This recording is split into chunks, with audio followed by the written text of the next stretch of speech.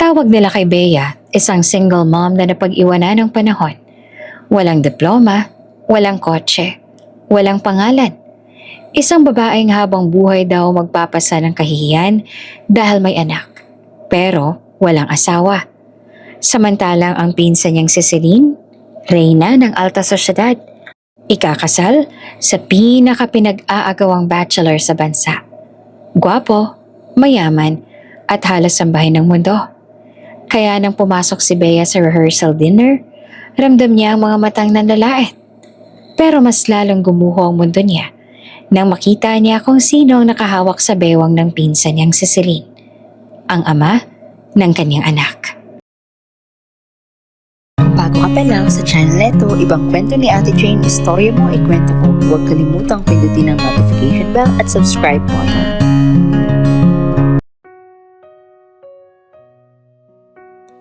Hindi sanay si Bea sa mga ilaw na parang bituin kung kumislap sa kisame. Sa bawat takbang niya papasok sa Grand Ballroom ng Monteverde Hotel, parang humihigpit ang hangin sa paligid. Hindi dahil malamig, kundi dahil parang hindi siya kabilang. Ang sahig ay makintab na marmol. Ang mga mesa may kristal at ginto. Ang mga bisita, magkakahalong halakhak at bulungan. Lahat nakabihis na parang may sariling mundo. Mundo na hindi niya kailanman naangkin. Isang malalim na hinga ang ginawa niya. Okay lang to. Bulong niya sa sarili. Para to kay Enzo.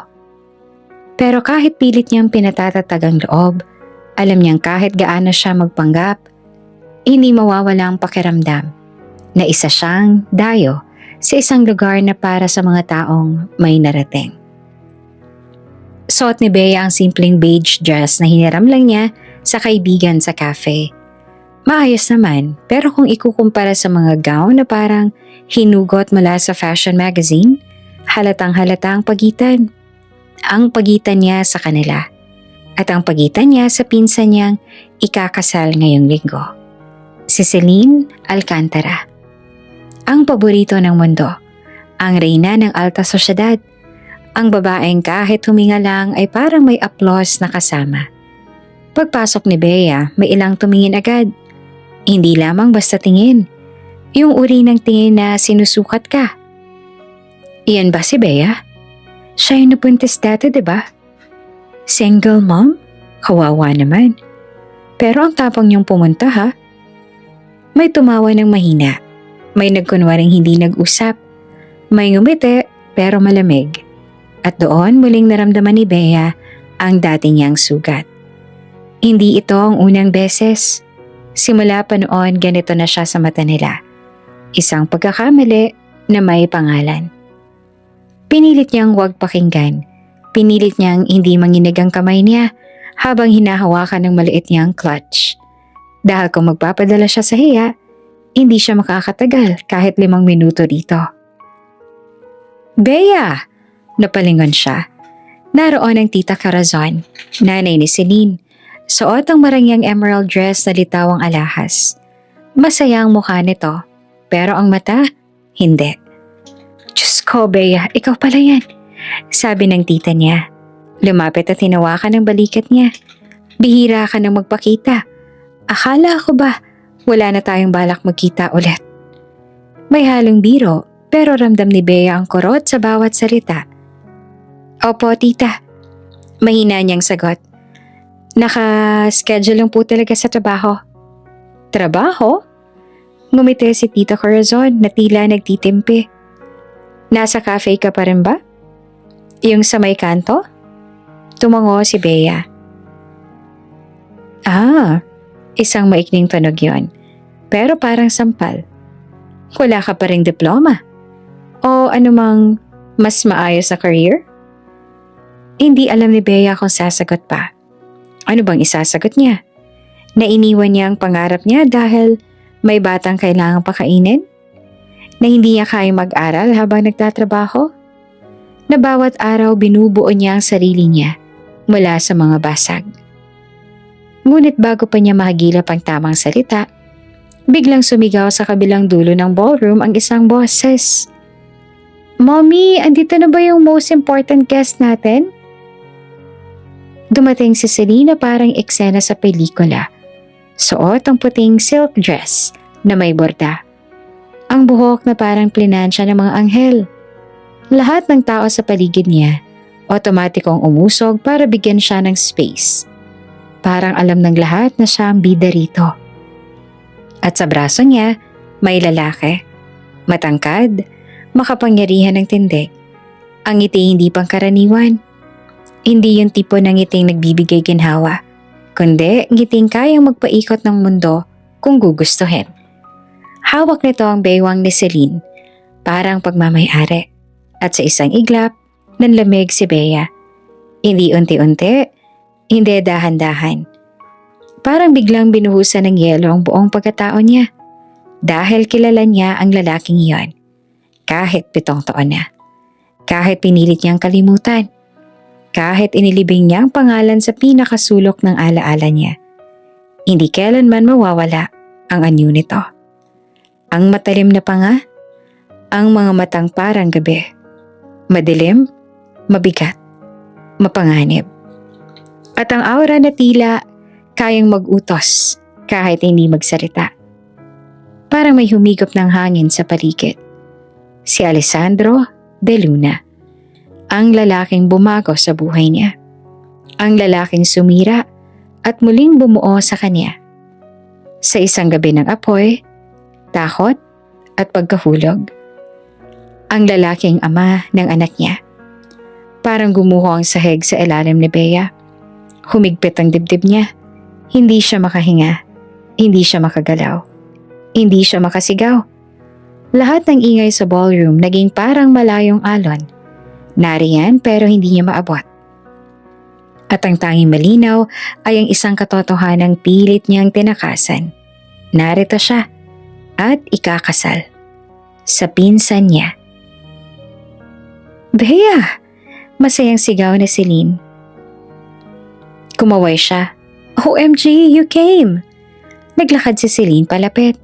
Tila walang bakas ng kaba o guilt. Parang wala itong alam sa bombang dala ng presensya ni Bea. Congratulations! Naibulong ni Bea. Halos hindi marinig ang sarili. Tumingin si Celine sa kanya mula ulo hanggang paa. Mabilis pero matalim. At ngumiti. Oh, you look simple, sabi nito. Kunwari sweet. Pero okay lang yan. At least you tried. Hindi na nagulat si Bea. Ganito na si Celine, dati pa. Pamatay kung umiti. Ngunit ang tunay na sumira sa natitirang lakas ni Bea ay nang humarap si Celine sa lalaki at buong pagmamalaking sinabi. Alessandro, this is my cousin, Bea. 1 segundo, 2 segundo, tahimik. Tapos, dahan-dahan lumingon si Alessandro. At nagtagpo ang kanilang mga mata. Sa sandaling iyon, nawala ang lahat. Para bang bumalik ang buong mundo sa 7 taong nakalipas. Ang apoy, ang init, ang pagyanig ng dibdib niya habang pinipigilan ang luha. Ang gabi na iniwan niya ito nang hindi nagpapaalam. Dala-dala ang lihim na kailanman ay hindi niya sinabi. At nakita niya ang reaksyon nito. Hindi ito gulat o normal. Hindi ito simpleng, uy, kilala kita. Ang nasa mukha ni Alessandro ay parang taong nakakita ng multo. Ngunit, mas masahol. Dahil sa kanyang titig, hindi takot ang naroon. Galit. At isang bagay na mas madilim pa sa galit. Parang paghihigante. Kumislap ang mata nito. Mabilis. Pero sapat para magsara ang lalamunan ni Bea. Nagpalingalinga siya. Gustong tumakbo palabas. Gustong itago ang sarili. Gustong mawala. Ngunit, huli na. Binalot na siya ng anino ni Alessandro de Luna. At sa wakas, nagsalita si Alessandro. Mahina lang pero tila pumunit sa hangin. Bea, parang bulong pero may talim. Ikaw pala. Napalunok si Bea. Pilit niyang umiti. Pero nanginginig ang labi niya. Sir, hindi niya na natapos. Dahil lumapit si Alessandro ng isang hakbang lang, pero sapat para maramdaman ni Bea ang presensya nito na parang pader. Napatigil ang mundo at sa pagitan ng musika at tawanan, bumulong si Alessandro na parang may banta. Ang babae. Naputol ang boses niya sa kalahating pangungusap, ngunit sapat na iyon para manginig ang buong katawan ni Bea. Dahil alam niyang sa susunod na sasabihin nito, hindi na niya matatakasan. Parang may nakadagan sa dibdib ni Bea habang nakatayo siya sa gitna ng ballroom. Nakatitig pa rin sa lalaking akala niya hindi niya na muling makikita, si Alessandro de Luna. At sa gilid niya, yakap-yakap ni Celine na parang trophy.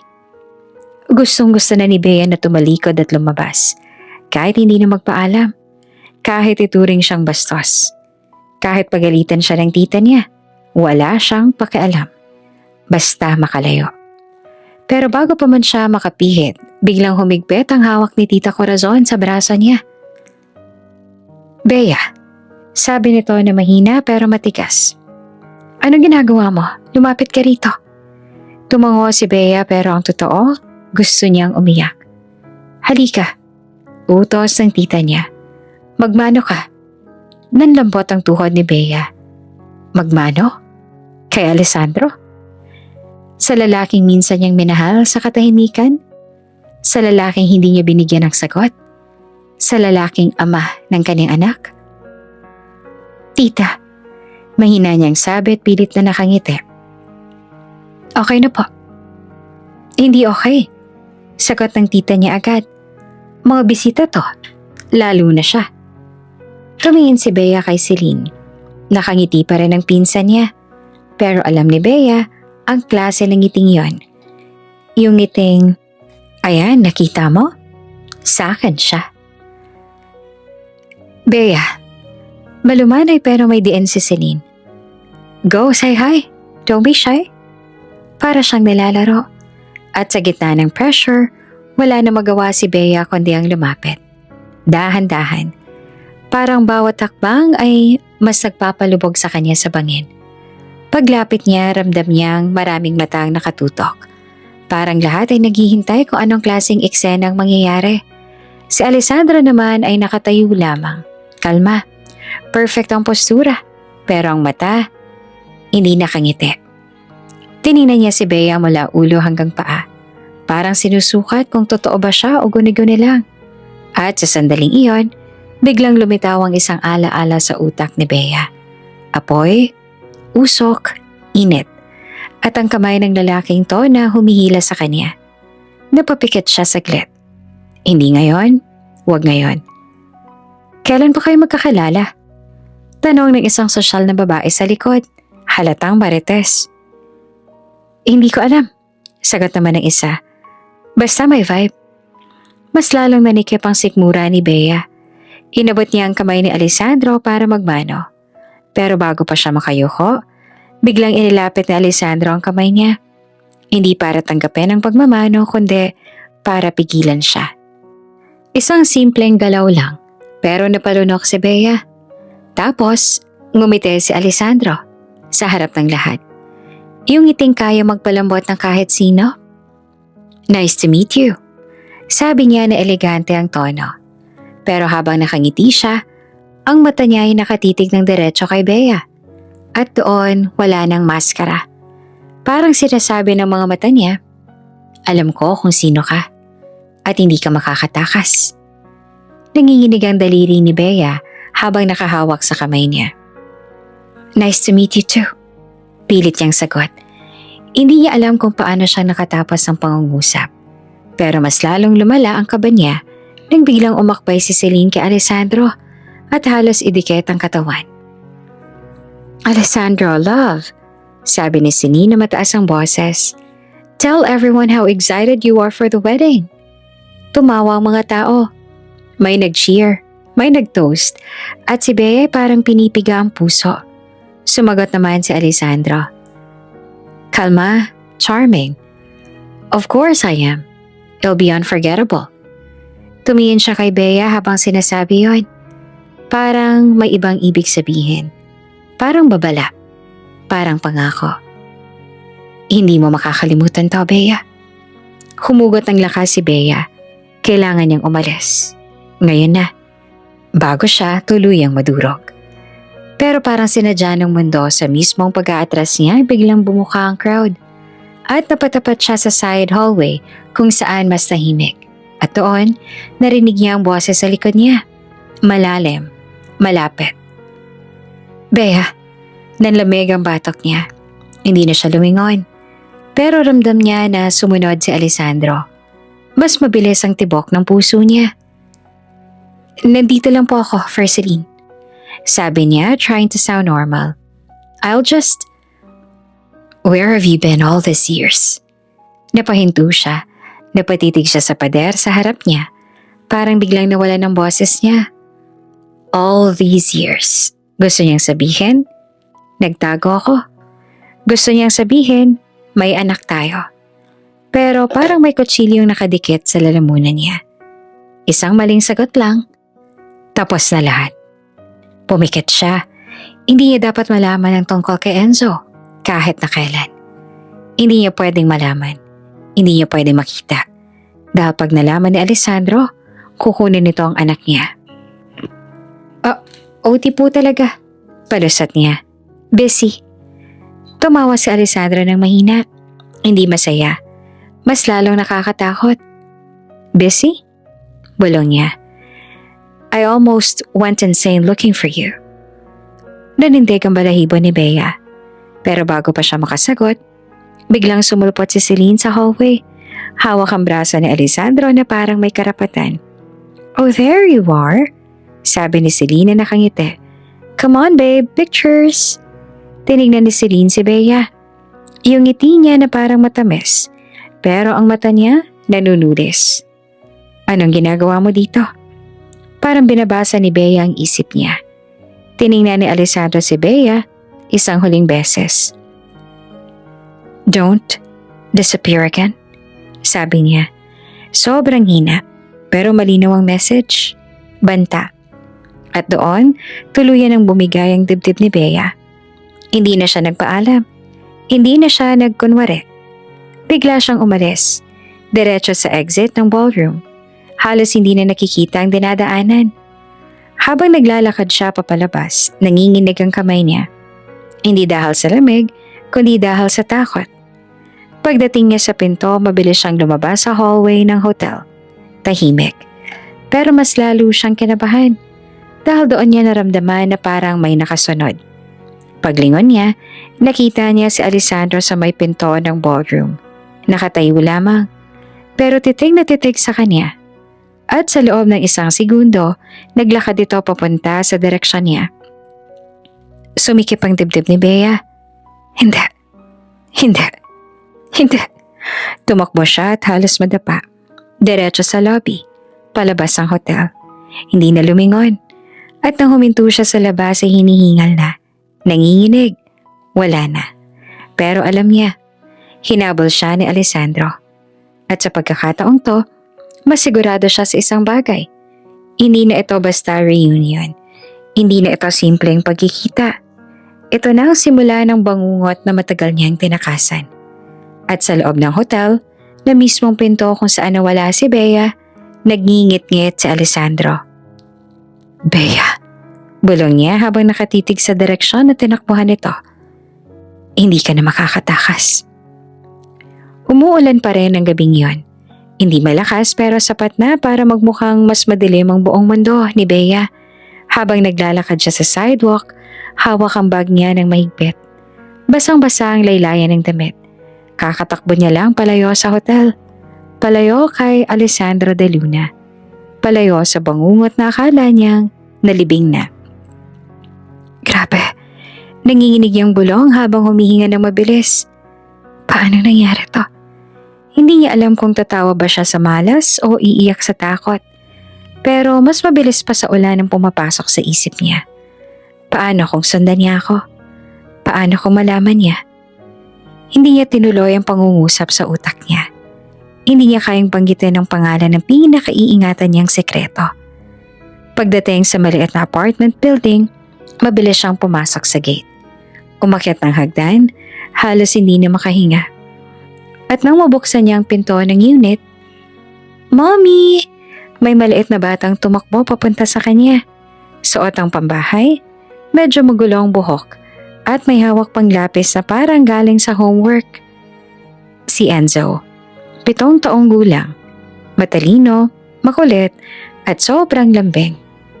Parang siya ang dahilan kung bakit kahit ilang beses nang nadapa si Bea sa buhay, nakakabangon pa rin siya. "Mommy, bakit basa ka?" Nag-aalala nitong tanong. Agad namang hinawakan ang braso niya. "Umulan ba? Nagpayong ka ba?" Napangiti naman si Bea kahit nangingilid ang luha niya. "Wala anak, may ulan lang sa labas." Sabi niya at pilit na normal. "Okay lang ako." Pero napansin ni Enzo ang mata niya, yung pamumula, yung panginginig ng kamay. "Mommy, umiiyak ka ba?" Mahina nito ang tanong.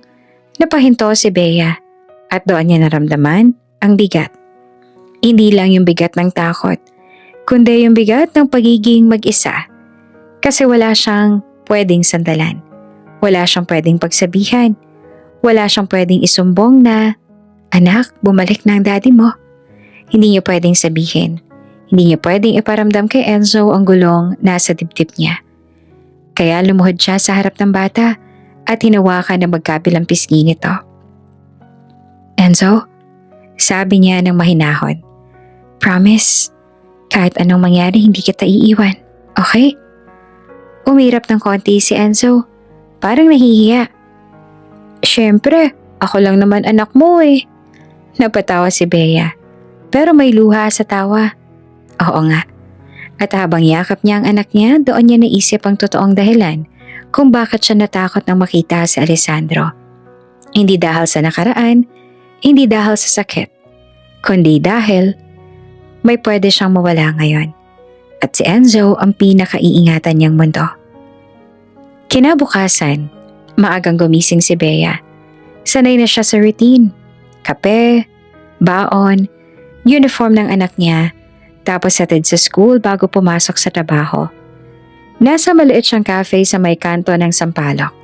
Isang simpleng lugar na amoy tinapay at cinnamon. Palagi may mga estudyanteng nag-aaral at mga office workers na nagmamadali. Dito siya nagtatrabaho. Cashier, minsan server, minsan tagalinis. Kahit ano, basta may sweldo. Basta may pambili ng gatas, baon at gamot pag nagkakasakit ang anak niya. Habang nagtitimpla siya ng cappuccino, narinig niya nag-uusap ang dalawang customer. "Uy, nakita mo ba mga balita? Engaged na raw si Celine Alcantara. Yung mayaman?" "Oo, tsaka yung groom daw, De Luna." Tumigil ang kamay ni Bea. Parang biglang bumalik ang lamig ng ballroom. De Luna. Dahan-dahan siyang huminga. "Bea, kalma lang. Trabaho to. Anak mong priority." Pero kahit anong pigil niya, may pumasok na tanong sa isip niya. Hanggang kailan ko ba maililihim to? Pagbabalik tanaw sa mansyon ng kanyang tita.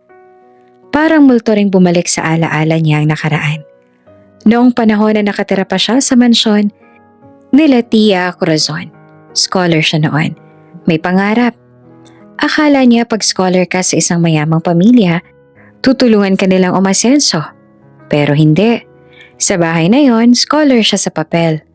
Pero sa totoong buhay, katulong siya. "Bea, linisin mo nga to," sigaw ni Celine noon, habang nakaupo lang at nagne-nail polish. "Bea, plansyahin mo nga ang damit ko," utos ulit.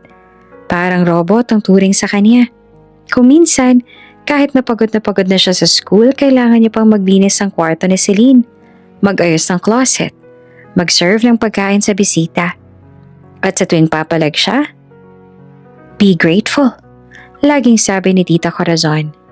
"Pinapaaral ka na nga namin, ang dami mo pang reklamo." Doon natutunan ni Bea na manahimik. Doon siya natutong lumanok ng sakit. At doon yung unang naramdaman ng hiya. Yung hiya na pinabaon sa kanya ng pamilya niya mismo. Kaya noong gabi na nabuntis siya, alam niyang wala siyang kakampi. Sa kasalukuyan habang nasa cafe, Biglang tumunog ang phone ni Bea. Text mula sa unknown number. Pero isang salita lang ang laman. Bea.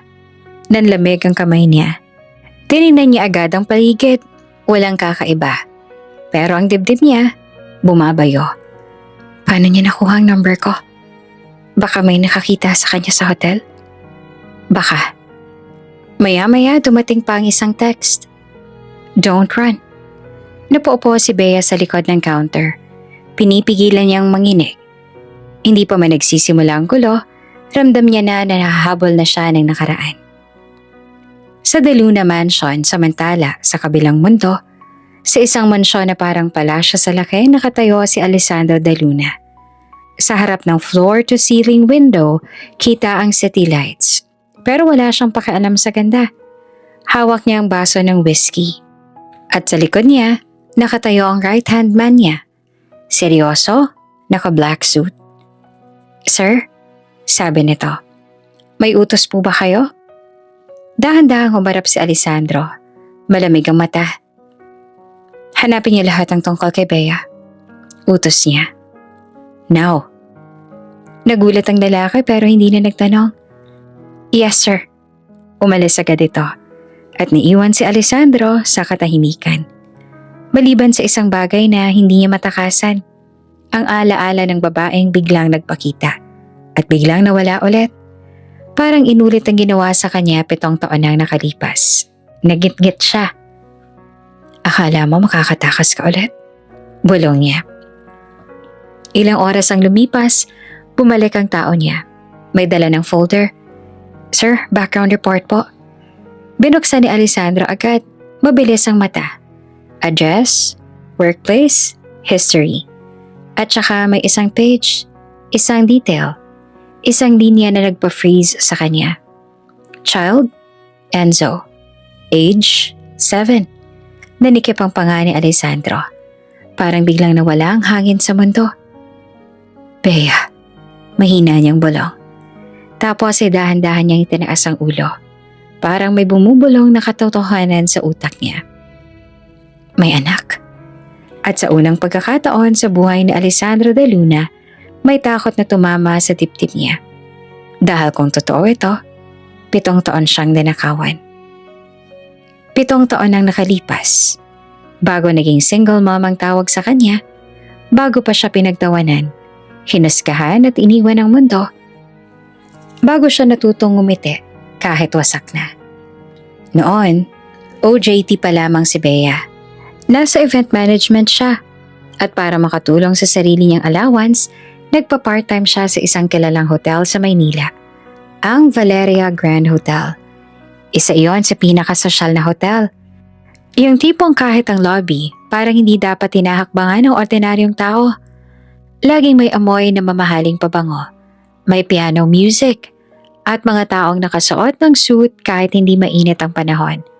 Pero si Bea, naka-uniform lang. Naka-ponytail ang buhok, pawisan lagi. At laging may hawak na clipboard. Bea, bilisan mo, andyan na yung VIP guests. Sigaw ng supervisor niya. Opo, sagot naman ni Bea na halos tumatakbo. That night, malaking event ang hawak nila. Private charity gala. Punong-puno ang ballroom ng mayayaman. Mga alahas na kumikislap, mga camera flash na hindi tumitigil. Hindi niya kilala karamihan sa mga guests pero ramdam niya na iba ang mundo nila. Habang nag-aayos siya ng mesa, dumaan ang isang grupo ng sosyal na babae. Uy, tingnan mo yung waitress oh. Cute, pero mukhang probinsyana. Sabi ng isa. Tahimik lang yan. Mukhang madaling utuin. Sagot naman ng isa pa. Napakurap si Bea, pero hindi siya lumingon. Sanay na siya. Masakit, oo, pero mas masakit magutom. Kaya tuloy pa rin siya. Nag-ayos siya ng upuan, nagdadala ng tray, naglalagay ng name cards, paulit-ulit. Hanggang sa biglang may narinig siyang kakaibang amoy. Parang usok. Nung una, inisip niya baka galing sa kitchen. Normal lang. Pero habang tumatagal, mas kumakapal. Mas nangangamoy ang sunog. At biglang, fire! Sigaw ng isang staff sa hallway. Parang sumabog ang buong paligid. May nagsigawan, may nagtakbuhan, may naghulugan ng baso. Anong nangyayari? Sigaw ng mga bisita. Stay calm, please evacuate. Sigaw ng isang guard. Pero ang problema, sa sobrang panic, lalo lang nagkagulo. May nagsiksikan, may na-stuck sa pintuan. May umiiyak na babae, hawak ang gown niya na parang mababaliw. Si Bea, nanigas. Hindi niya alam ang gagawin. Bea! Sigaw ng supervisor niya. Tulungan mo ang mga guests, ilabas mo sila. Opo. Sigaw niya pero nanginginig na ang boses. Tumakbo siya papunta sa isang gilid kung saan may matandang babae na parang nahihilo. Ma'am, dito po. Sabi niya at inilalayan nito.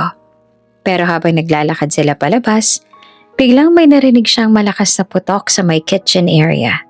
Boom! Kasunod noon umakyat ang apoy sa hallway. Biglang kumapal ang usok at parang kinain ng dilim ang ilaw sa kisame. Mommy! Sigaw ng isang bata sa crowd. Napaikot ang ulo ni Bea. May batang lalaki na naiwan sa gilid. Maliit, umiiyak. Halos hindi makahinga sa kapal ng usok. Hindi na nag-isip si Bea. Iniwan niyang matanda sa isang staff at tumakbo papunta sa bata. Hey, halika! Sigaw niya. Pero sa kasabay na pag-abot niya, biglang bumagsak ang isang dekorasyon mula sa ceiling. Napaatras si Bea at napatid ang daanan. Nagliyab ang kortina. At sa isang iglap, naramdaman niya ang init na parang sinasakal siya. Hindi. Bulong niya na nanginginig. Sa sobrang kapal ng usok, hindi niya na makita ang exit. Hindi niya na marinig kung nasaan ang mga tao. Ang naririnig na lamang niya ay ang sariling paghinga niya. Paos, mabilis, desperado. Lumuhod siya sa sahig, tulad ng turo sa fire drills. Pero hindi gumagana. Ang init mas lumalala. Ang mata niya namumula. Ang lalamunan niya nasusunog. Diyos ko, mamamatay na ba ako? Gusto niyang sumigaw, pero wala na siyang boses. Unti-unti siyang nanghihina hanggang sa bumagsak siya sa sahig. At doon sa malabong paningin niya, may nakita siyang anino na biglang pumasok sa hallway. Matangkad, mabilis ang galaw, parang hindi takot sa apoy. Parang sanay sa peligro. Napalakas ang tibok ng puso ni Bea. May lalaki. At habang papalapit ito, mas naging malinaw ang itsura. Naka-black suit siya. Basag ang kwelyo, may dugo sa kamay. Parang galing sa kung saan na hindi normal. Pero ang pinaka nakakatakot, ang mata niya. Matalim, mabigat. Parang may tinatagong dilim. Lumuhod ang lalaki sa tabi niya. Hey, sabi nito na mababang boses. Can you stand? Umuubo si Bea, nanginginig. Help! Mahina niyang naibulong. Tumingin ang lalaki sa paligid, parang nagbabasa ng apoy. Tapos walang sabi-sabi, binuhat siya. Literal na binuhat. Parang wala siyang timbang. Who are you? Pilit na tanong ni Bea. Hindi siya sinagot agad. Diretso lang itong tumakbo sa usok at apoy. Parang may sariling mapa sa loob ng impyerno. Ramdam ni Bea ang init sa balat niya. Naramdaman niya ang pagyanig ng katawan ng lalaki habang tumatakbo. Hanggang sa biglang may malamig na hangin. Lumabas sila sa side exit. May mga bumbero, may sirena, may mga taong nagsisigawan sa labas. At sa sandaling lumapat ang hangin sa mukha ni Bea, parang bumalik ang buhay niya. Pero bago siya tuluyang mawala ng malay, narinig niya ang boses ng lalaki sa tabi niya. Mabubuhay ka. Humawak si Bea sa braso niya na natatakot. Bakit mo ako tinulungan? Tanong niya na umiiyak na. Sa wakas ay tumingin sa kanyang lalaki at malapitan, seryoso. Ako sumagip sa'yo, sagot nito. Huminga ng malalim si Bea. Pangalan mo? Mahina niyang tanong. Sandaling tumahimik ang lalaki. Tapos sinabi niya, Alessandro. At sa tunog pa lang ng pangalang yon, alam na ni Bea, delikado siya. Pero bago siya makapag-isip pa, nagsimulang manginig ang katawan niya sa lamig at takot. Nangihina siya. Napasandal siya sa dibdib ng lalaki. At bago tuluyang pumikit, narinig niya pa ang boses nito ulit. "Come with me. You're not safe here." Gusto niyang tumanggi pero wala siyang lakas. Wala siyang choice. At sa huling malay niya, narinig niya ang sariling bulong sa isip. Sumama ako sa hindi ko kilala. Sa lalaking may dugo sa kamay. Sa lalaking tinawag na Alessandro. Sa gabing yon, dinala ni Alessandro si Bea sa kondo niya. At doon nagsimula ang mas mapanganib na apoy. Pagmulat ni Bea, unang bumungad sa kanya ang kisame na hindi niya kilala. Puting-puti, malinis, may ilaw na parang galing sa hotel. Pero mas tahimik. Huminga siya ng malalim. At doon niya napansin na wala nang usok, wala nang apoy. Pero nandito pa rin ang sakit ng katawan niya. Para siyang binugbog ng mundo. Nilingon niya ang paligid. Condo unit. Maluwag. Mamahalin. May floor-to-ceiling windows at tanawang city lights na parang mga alahas sa dilim. "Nasaan ako?" bulong niya. Bigla siyang bumangon. Pero nahilo siya. "Easy." Napatingin siya sa boses. Naroon si Alessandro sa may kusina. Naka-white shirt lang. Nakalugay ang buhok. May hawak na baso ng tubig. Parang walang nangyari sa kanya kagabi. Samantalang siya, muntik nang mamatay. Pero kahit simple lamang ang suot nito, hindi nawawala ang aura. Yung presensya niyang parang mapanganib pa rin. Parang may lihim siyang dala kahit saan. Lumapit si Alessandro at inabot ang tubig. "Drink." Kinuha ni Bea at nanginginig pa rin. "Salamat." Mahina niyang sabi. Napatingin si Alessandro sa kanya. Matagal. Parang iniisa-isa ang detalye ng mukha niya. Parang tinitiyak na buhay talaga siya. "Anong pangalan mo?" tanong nito. Napatigil si Bea. Otomatikong pumasok sa isip niya ang lahat ng babala ng mundo. Huwag kang magtitiwala sa strangers, lalo na sa lalaking may dugo sa kamay. Lalo na sa lalaking kayang pumasok sa apoy na parang wala lang. Pero iniligtas siya nito. At nandito siya ngayon, ligtas. "Bea," sagot niya na halos pabulong. Tumango si Alessandro, parang tinatandaan. "Bea," inulit nito. "Okay." Sandaling katahimikan. Naririnig lang nila ang aircon at malayong ingay ng syudad. Tapos biglang sinabi ni Alessandro, diretso ang tingin. "No last names." Napakunot ang noo ni Bea. "Ha?" Lumapit si Alessandro ng isang hakbang. "Rule ko." "Rule?" Ulit ni Bea, halatang nalilito. Tumango siya, kalmado, pero may bigat ang boses. "No last names. Promises." Parang binuhusan ng malamig na tubig si Bea. Kilala niya ang ganitong klase ng lalaki. Yung may sariling mundo. At ikaw, bisita lang. Pwedeng umalis kahit kailan. Pwedeng iwan kahit kailan. At sana sa sandaling yon, tumakas na siya. Pero pagod siya, takot siya. At sa sobrang nangyari kagabi, para siyang papel na nabasa sa ulan. Madaling mapunit. "Kung gusto mong umalis," sabi ni Alessandro na parang nababasa ang isip niya. "Pwede, hindi kita pipigilan." Tumingin si Bea sa kanya. Biglang napuno ng emosyon. "Hindi ko alam kung bakit mo ako tinutulungan. Hindi mo naman ako kilala." Sumandal si Alessandro sa counter, tahimik. Tapos sagot niya, simple lang pero parang may sugat sa loob. "Maybe I just wanted to." Tumigil ang mundo ni Bea sa sagot na yon.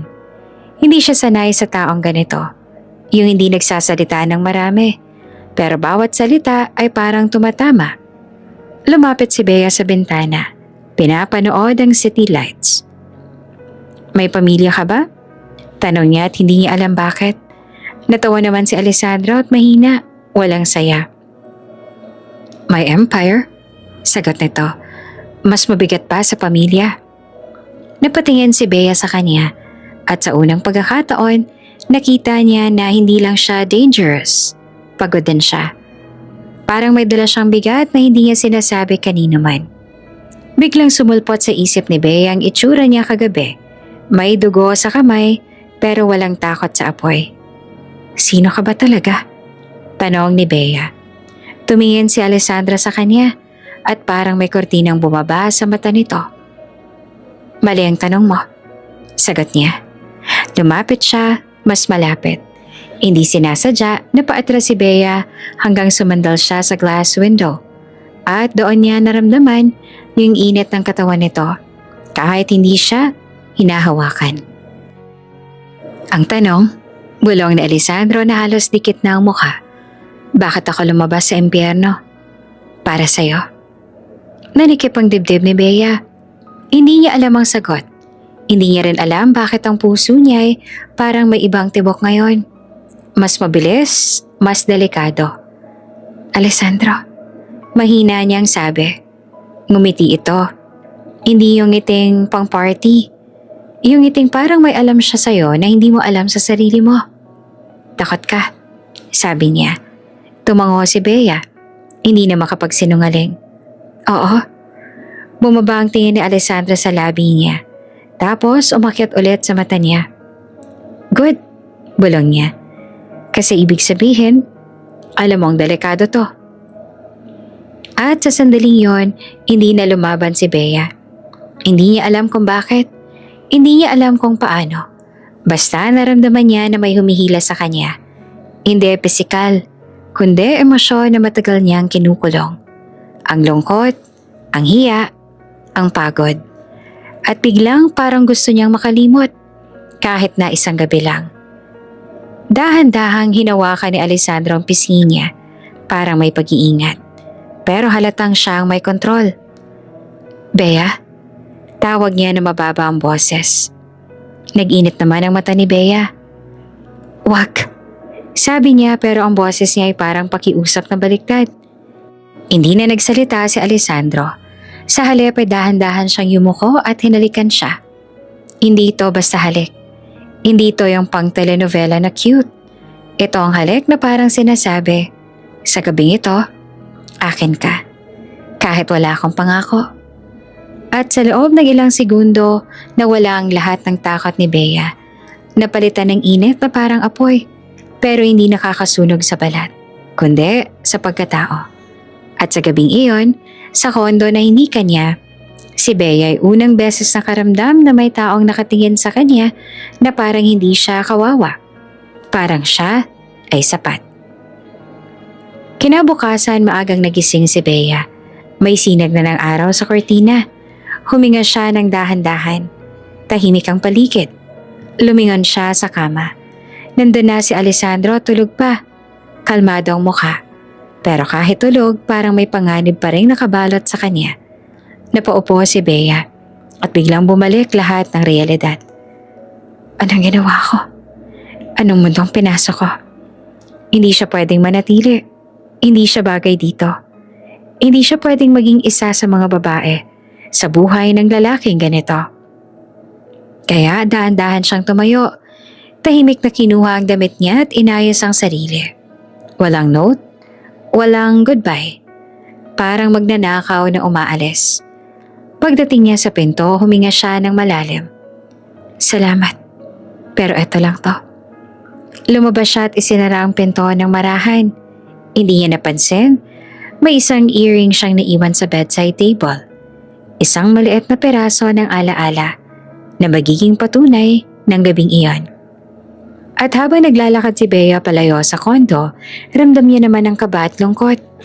Parang Cinderella na tumakas bago maghating gabi. Dahil alam niyang kapag nahuli siya, hindi niya na kayang kumawala. Hindi agad nagparamdam ang takot. Noong mga unang linggo pagkatapos ng gabing yon sa kondo ni Alessandro, ang naramdaman lang ni Bea ay pagod at isang kakaibang lungkot na hindi niya maipaliwanag. Parang may parte sa kanya ang naiwan doon. Sa kama, sa halik. Sa isang gabi na alam niyang hindi na mauulit. At gusto niyang isipin na wala lang yon. Isang pagkakamali. Isang gabing hindi dapat nangyari. Pero dumating ang mga araw na nahihilo siya sa umaga. Nasusuka sa amoy ng kape.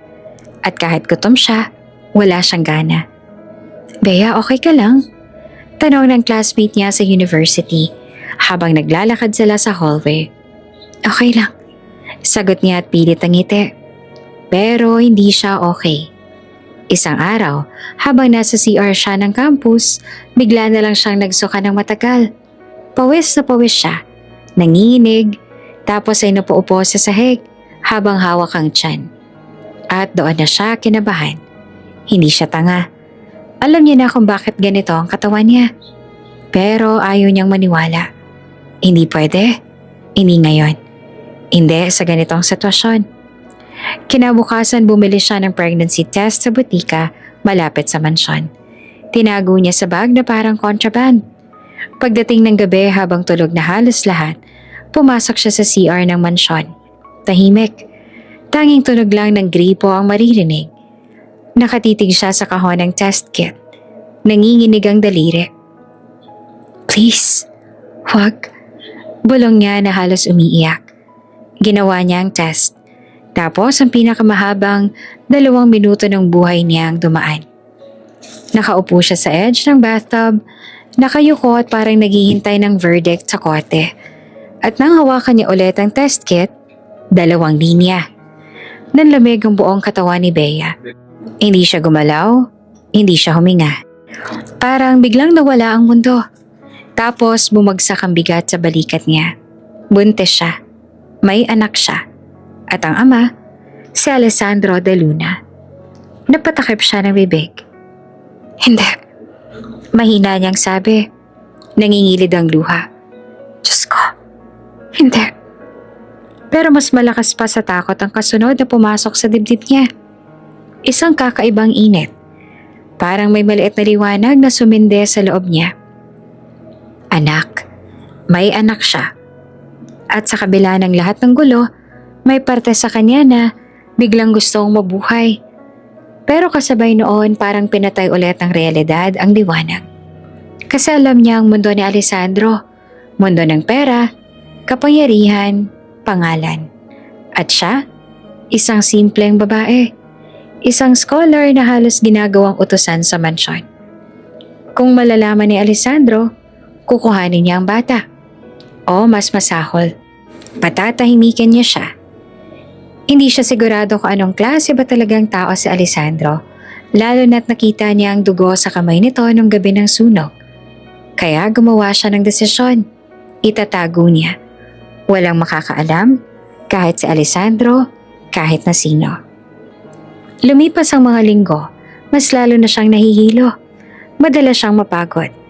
Naging mas tahimik siya at mas naging paranoid. Bawat tunog sa mansyon, akala niya may paparating na tao. Bawat tanong ng tita niya, akala niya may alam na. Hanggang sa isang gabi, habang naglalabas siya ng bedsheets na silin, biglang umakyat ang suka sa dibdib niya. Tinakpan niya ang bibig niya at tumakbo sa CR. Pero hindi siya nakaabot. Nadumihan ng sahig. At doon, nakita siya ni Tita Corazon. Bea? Sigaw ng tita niya. Anong ginagawa mo? Napatigil si Bea at nanlambot ang tuhod niya. Tita, mahina niyang sabi. Nilapitan siya ni Tita Corazon. Kita sa mukha ang pagdududa. Sinilip nito ang itsura ni Bea. Maputla, pawisan. Tapos biglang tumalim ang mata nito. Hindi. Bulong nito. Parang nagkakaroon ng puzzle sa isip. Bea, ano to? Umatras si Bea. Hindi po. Pero huli na. Kinabukasan, pinatawag siya ni Tita Corazon sa sala. At nandoon si Celine, nakaupo sa sofa. Nagkakape na parang nanonood ng teleserye. Umupo ka. Utos ni Tita Corazon. Umupo si Bea sa gilid ng upuan. Nanginginig ang kamay. Ano ka? Tanong ng tita niya ng derechahan. Buntis ka ba? Nag-freeze ang mundo. Hindi sumagot si Bea. Pero sapat na yon. Tumayo si Tita Corazon ng bigla. Napamurang sigaw ito. Pinag-aral kita? Tapos magpapabuntis ka lang? Napaigtad si Bea. Tita, hindi ko sinasadya. Hindi sinasadya. Sigaw ng tita niya. Halos manginig na sa galit. Anong klaseng babae ka? Akala ko may pangarap ka. Yun pala ganito lang? Napaiyak si Bea. Pero ang mas masakit, yung katotohanan na hindi ito galit dahil nag-aalala. Galit ito dahil napahiya ang pangalan nila. At si Celine, nakangiti lamang habang pinapanood siya. Parang may satisfaction sa mata. Wow, sabi ni Celine na kunwari gulat. So, totoo pala. Tumayo ito at naglakad palapit kay Bea. Parang reyna na lumalapit sa alipin. Eh sino bang lalaking yan? Tanong na Celine na matamis ang boses, pero may disgust. Driver? Security guard? Or someone richer? Umiling si Bea at umiiyak na. Ayoko pong sabihin. Dumilim lalo ang mukha ni Tita Corazon. Hindi mo sasabihin? Sigaw nito. Sa bahay ko nangyari to. Sa perang pinampapaaral ko sa'yo. Ganyan ka magpasalamat? Lumapit ito at sinampal si Bea. Napatagilid ang mukha niya. Napaupo siya sa sahig. At doon, tuluyan ang pumutok ang puso niya. Hindi dahil sa sakit ng sampal, kundi dahil wala na siyang tahanan dito. Wala na. Lumayas ka, sabi ni Tita Corazon, nanginginig sa galit. Hindi kita kaya makita sa bahay na to. Napatitig si Bea. Tita, please. Umiiyak siyang pakiusap. Wala po akong pupuntahan. Kasalanan mo yan. Sigaw na Celine, biglang sumabat. Dapat nag-iingat ka. Di ka naman pang ganitong buhay. Tumayo si Bea nang nanginginig. Hawak niya ang tiyan niya. At kahit wala pa siyang nararamdaman pa na sipa, para bang alam niyang may buhay na sa loob niya na umaasa lamang sa kanya. Okay po. Bulong niya. Aalis na po ako. Sa ilalim ng ulan, gabi siya pinaalis. Hindi mo lang siya pinayagang maghintay ng umaga. Isang maliit na bag lamang ang dala niya. Ilang damit, notebooks, at konting cash na niipon niya. Paglabas niya ng mansion gate, bumuhos ang ulan. Malakas, parang sinasabayan ng pagguho ng buhay niya. Naglalakad siya sa kalsada habang umiiyak. Basa ang buhok, basa ang damit, pero hindi siya tumigil. Hindi siya pwedeng tumigil dahil sa loob ng tiyan niya, may dahilan siyang lumaban. Huminto siya sa ilalim ng streetlight, hiningal, nanginginig. Tapos dahan-dahan niyang hinawakan ng tiyan niya. Anak, bulong niya sa pagitan ng pagikbi. Tayo na lang. At sa loob ng ulan, walang alam si Bea. Nasa gabing yon, nagsimula na ang kwento ng isang batang magiging dahilan para magbanggaan ulit ang mundo nila ni Alessandro de Luna. Kung may lugar man na ayaw ng balikan ni Bea, iyon ay ang mansyon ng tita niya. Pero minsan, kahit ayaw mo, wala kang choice. Lalo na kapag desperado ka.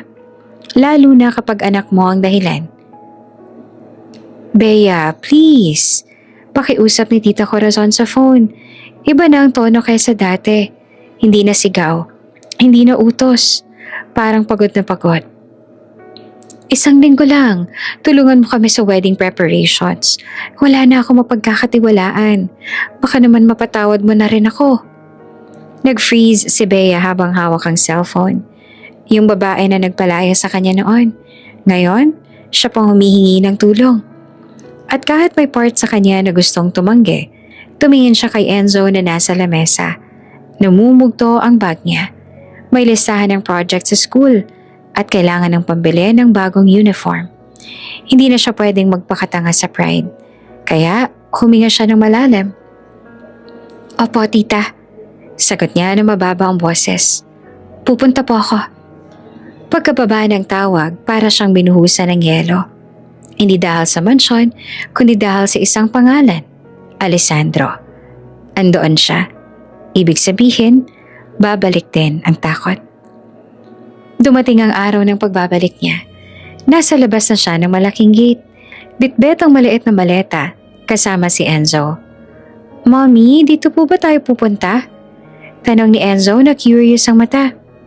Oo, sagot ni Bea at pilit na normal. Dito muna tayo ng ilang araw. Wow, ang laki! Excited na sabi ng bata. Parang castle! Napangiti si Bea ng kaunti. Hindi niya kayang sirain ang excitement ng anak niya. Pero sa loob-loob niya, ang mansyon na to, hindi castle. Kulungan ito. Pagbukas ng gate, bumungad ang garden na parang hindi nagbago. Same fountain, same marble floors, same amoy ng mamahaling bahay na dati niyang nililinis. Naramdaman niya ulit ang hiya. Yung hiya na parang nakakapit na sa balat niya. At doon lumabas si Tita Corazon. Mas tumanda, mas payat, pero ang postura ay ganun pa rin. Bea, sabi nito na pilit na nakangiti. Hindi naman na umimik si Bea. Tumangulang siya. Tapos lumuhod si Enzo. Biglang nagmano. Hello po, sabi ng bata. Sobrang bait. Napatigil naman si Tita Corazon at parang nabigla. Ay, napahawak kita sa dibdib. Ang cute naman. Anak mo? Tumango si Bea. Opo. Sa isang iglap tumahimik ang paligid. Parang may biglang hangin na dumaan. Dala ang bigat ng mga tanong na hindi sinasabi. Pero hindi na nag-usisa ang tita niya. Sa halip, tumingin ito kay Bea na parang sinusubukang maging maayos. Halika, sabi nito. May family lunch tayo. Nandito rin ang mga bisita ni Celine. Nanikip ang dibdib ni Bea. Family lunch. Ibig sabihin, nandun si Celine. At mas malala, nandoon si Alessandro. Pero wala nang atrasan. Sa dining hall parang event ulit ang vibe. Mahabang mesa, punong-puno ng pagkain, at ang mga tao naka-formal kahit tanghaling tapat. Nandoon si Celine, glowing na parang model, kasama mga kaibigan niyang sosyal. At sa dulo ng mesa, si Alessandro. Naka-white polo, relax ang upo, pero hindi nababawasan ang aura. Yung presensya niya ay parang may sariling gravity. Kahit hindi siya magsalita, napapatingin ang mga tao. Pagpasok ni Bea, napansin agad ni Celine. Oh my God, sabi nito at nakangiting may halong insulto. You're really here? Hindi naman sumagot si Bea. Diretso lang siyang naglakad. Pero sa gilid ng mata niya, nakita niyang umangat ang tingin ni Alessandro. At doon ulit bumalik ang lamig. Pero hindi siya tumingin ng matagal. Takot siyang mabasa siya. Takot siyang mahalata. Mommy, ang daming food! Bulong ni Enzo, tuwang-tuwa. Shhh! Sabi ni Bea at hinawakan siya sa balikat. Umupo sila sa bandang gitna. Tahimik si Bea. Pero si Enzo, natural lang. Nagmana sa mga tao. Ngumiti, nagpakilala. Hello po, sabi niya sa isang matandang bisita. Ako po si Enzo. Ang cute! Sigawan ng mga babae. May pumisil sa pisngi niya. Smart boy, sabi naman ng isa pa. At doon nangyaring kinatatakutan ni Bea. Tumingin si Alessandro sa bata. Hindi lamang basta tingin. Yung klase ng tingin na parang may nakita siyang pamilyar. Parang may tumama sa alaala niya. Hindi niya inalis ang mata sa bata. At ang tumamang mata ni Enzo sa kanya, ngumiti ang bata. Walang takot. Hi po, bati naman ni Enzo. Nanigas ang mukha ni Bea kasi nakita niya ang pagbabago sa ekspresyon ni Alessandro. Parang biglang humigpit ang panga nito. Parang may biglang tanong na hindi niya mapigilan. Bakit pamilyar? Halos marinig ni Bea ang isip nito. At mas lalo siyang natakot nang tumayo si Alessandro. Dahan-dahan itong lumapit sa mesa nila. Nakatitig lamang kay Enzo. Ang lahat ay napatingin. Si Celine nakakunot ang noo pero hindi nagsalita. Si Bea gustong mawala. Huminto si Alessandro sa harap ni Enzo. Hindi siya ngumiti pero hindi rin siya galit. Parang nag-iimbestiga. Tapos dahan-dahan niyang sinabi. Malamig pero controlled ang boses. Anong pangalan mo, kid? Biglang natuyo ang lalamunan ni Bea. At ang mundo niya parang muli na namang gumuho. Tahimik ang dining hall. Parang biglang tumigil ang lahat ng tanungin ni Alessandro.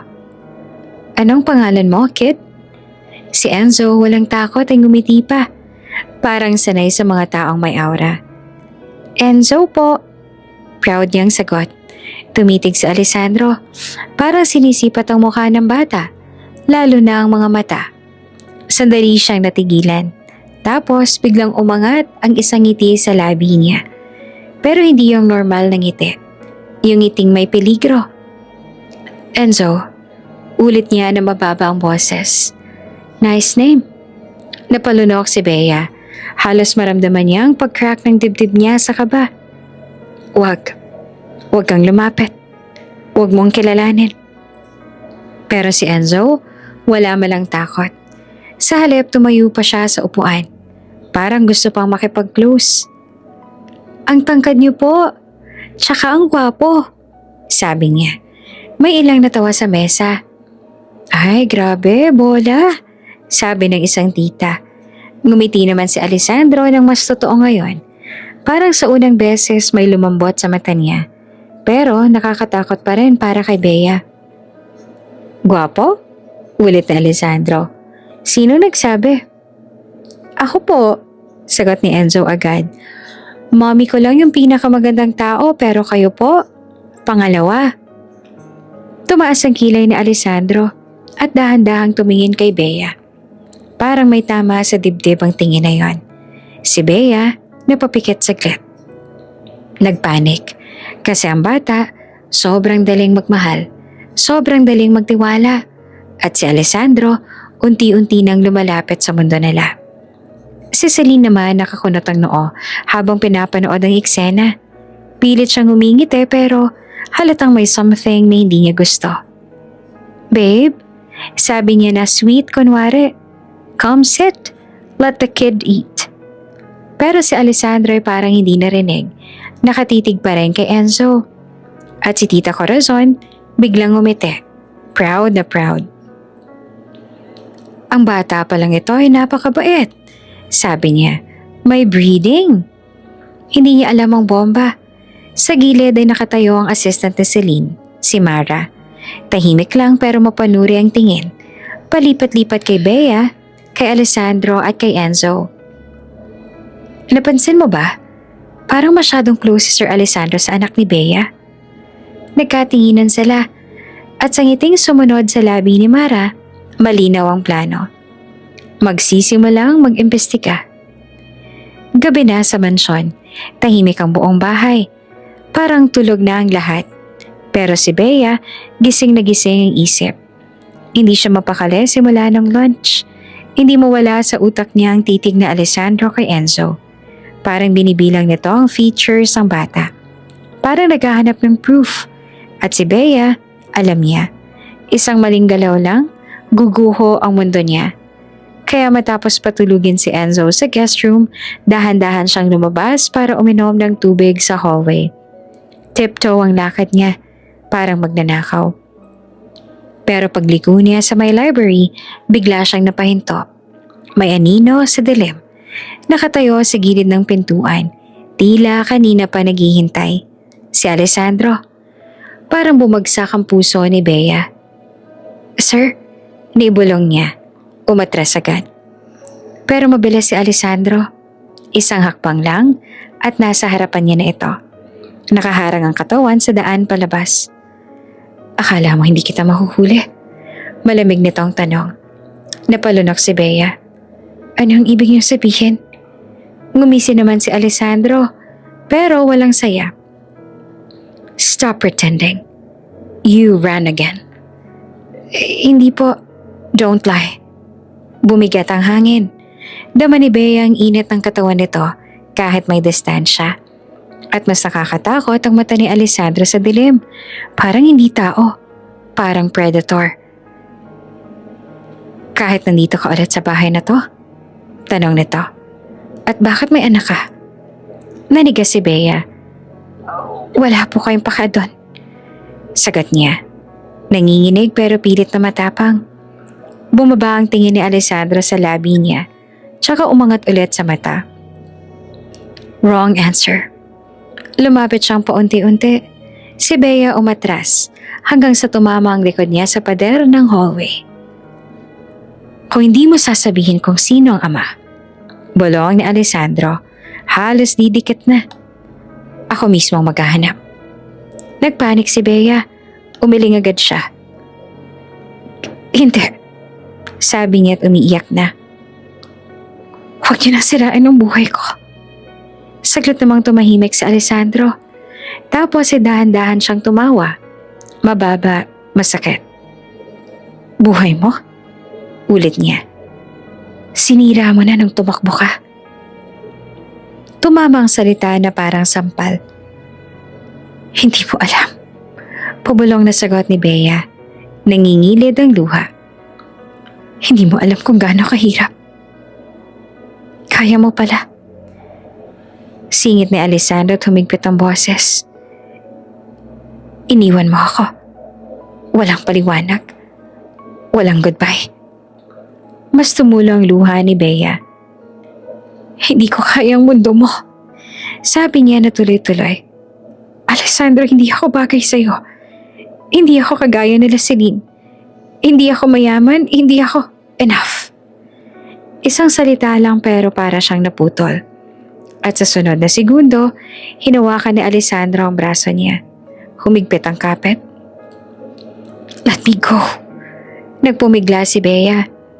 Pero mas malakas si Alessandro. Pinadikit niya si Bea sa pader.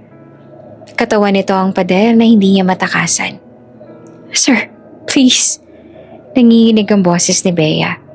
Pero tila walang naririnig si Alessandro kundi galit at matagal na hinanakit. Lumapit ang mukha nito. At bago pa makaiwas si Bea, hinalikan siya ni Alessandro. Hindi ito yung halik na pangako. Hindi rin ito yung halik na mahinahon. Ito yung halik na parang parusa. Parang sinasabi, akin ka, kahit tumakbo ka. Nanlaban si Bea. Sinubukang itulak siya. Pero habang tumatagal, may nangyari sa katawan niya na kinamumuhian niya. Yung familiar na init. Yung chemistry na akala niya ay patay na. Yung bahagi ng puso niyang dati nang bumigay sa lalaking to. Stop! Mahinang sabi niya sa pagitan ng halik. Nanginginig. Please! Huminto si Alessandro. Hindi dahil sumunod, kundi dahil gusto niyang makita ang mukha niya. Nakatitig siya kay Bea at parang gutom na gutom sa sagot. Tell me. Bulong niya. May anak ka nga ba? Napapikat si Bea at luha pa rin ang luha. Wag. Tumawa si Alessandro ulit pero mas lalong mabigat. Then I'll find out myself. At doon tuluyang nabasag ang natitirang lakas ni Bea. Tinulak niya si Alessandro ng buong lakas. Nabigla ito. At sa pagkakataong yon, mabilis tumakbo si Bea palayo. Dumiretso sa hagdan. Dibdib niya ay halos pumutok sa kaba. Umakyat siya at nanginginig ang tuhod. Tinakpan ang bibig para hindi sumigaw. Pagdating sa kwarto, sinarado niya ang pinto at sinandal ang likod nito. Hinihingal. Diyos ko, bulong niya. Pero hindi niya alam. Sa hallway kung saan sila nagbanggaan, may maliit na security camera sa sulok. At sa blinking red light na to, malinaw ang isang katotohanan. Naka-record ang lahat. Kinabukasan parang normal pa rin ang mundo sa mansyon. May staff na nag-aayos ng flowers. May supplier na dumating para sa cake testing. May coordinator na nag-iikot na parang may checklist sa utak. Lahat abala. Lahat excited. Pero si Celine, iba ang aura. Nakangiti pa rin siya sa lahat. Oo. Pero yung ngiti niya, parang glass. Maganda tingnan. Pero konting tama lang. Babasag. Sa kabilang side ng hallway, tahimik na lumapit si Mara. Assistant niya. Hawak ang tablet, pero parang may bomba sa screen. Ma'am, bulong ni Mara. Halatang kinakabahan. May kailangan po kayo makita. Naglakad si Celine papunta sa dressing room niya. Yung room na may vanity mirror at maraming ilaw. Parang artista. Doon lang siya huminto. Anong meron?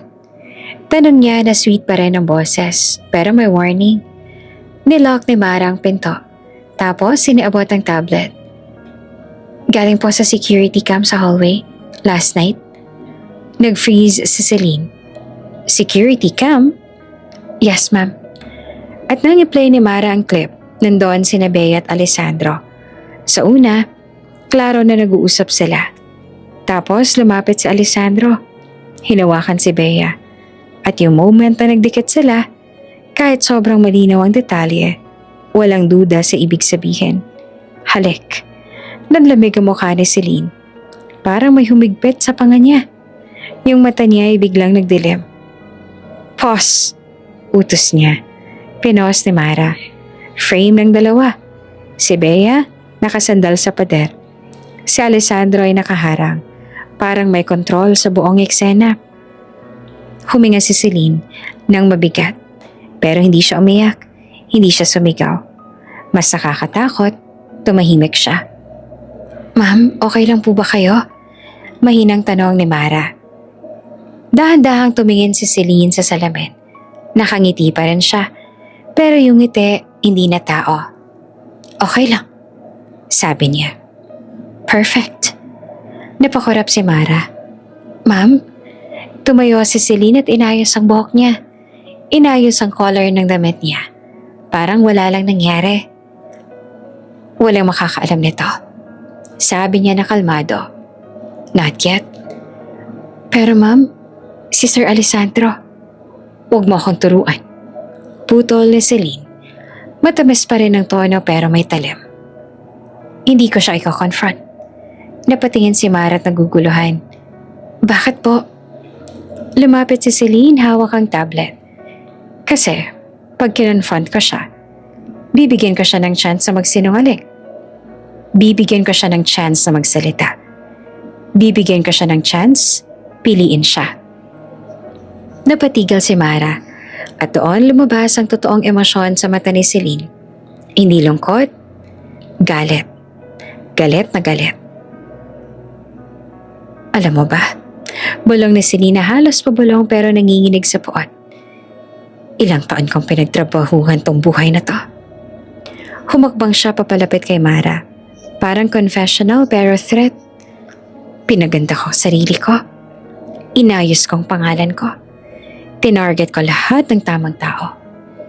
I built my image. I built my power. Pinindot niya ulit ang tablet. Pinanood ang clip. Isang beses pa. Tapos ngumiti ulit. Mas malawak. Hindi ko hahayaang maagaw niya sa akin ang buhay na dapat ay sa akin. Sabi niya, mababa at malamig. Si Bea?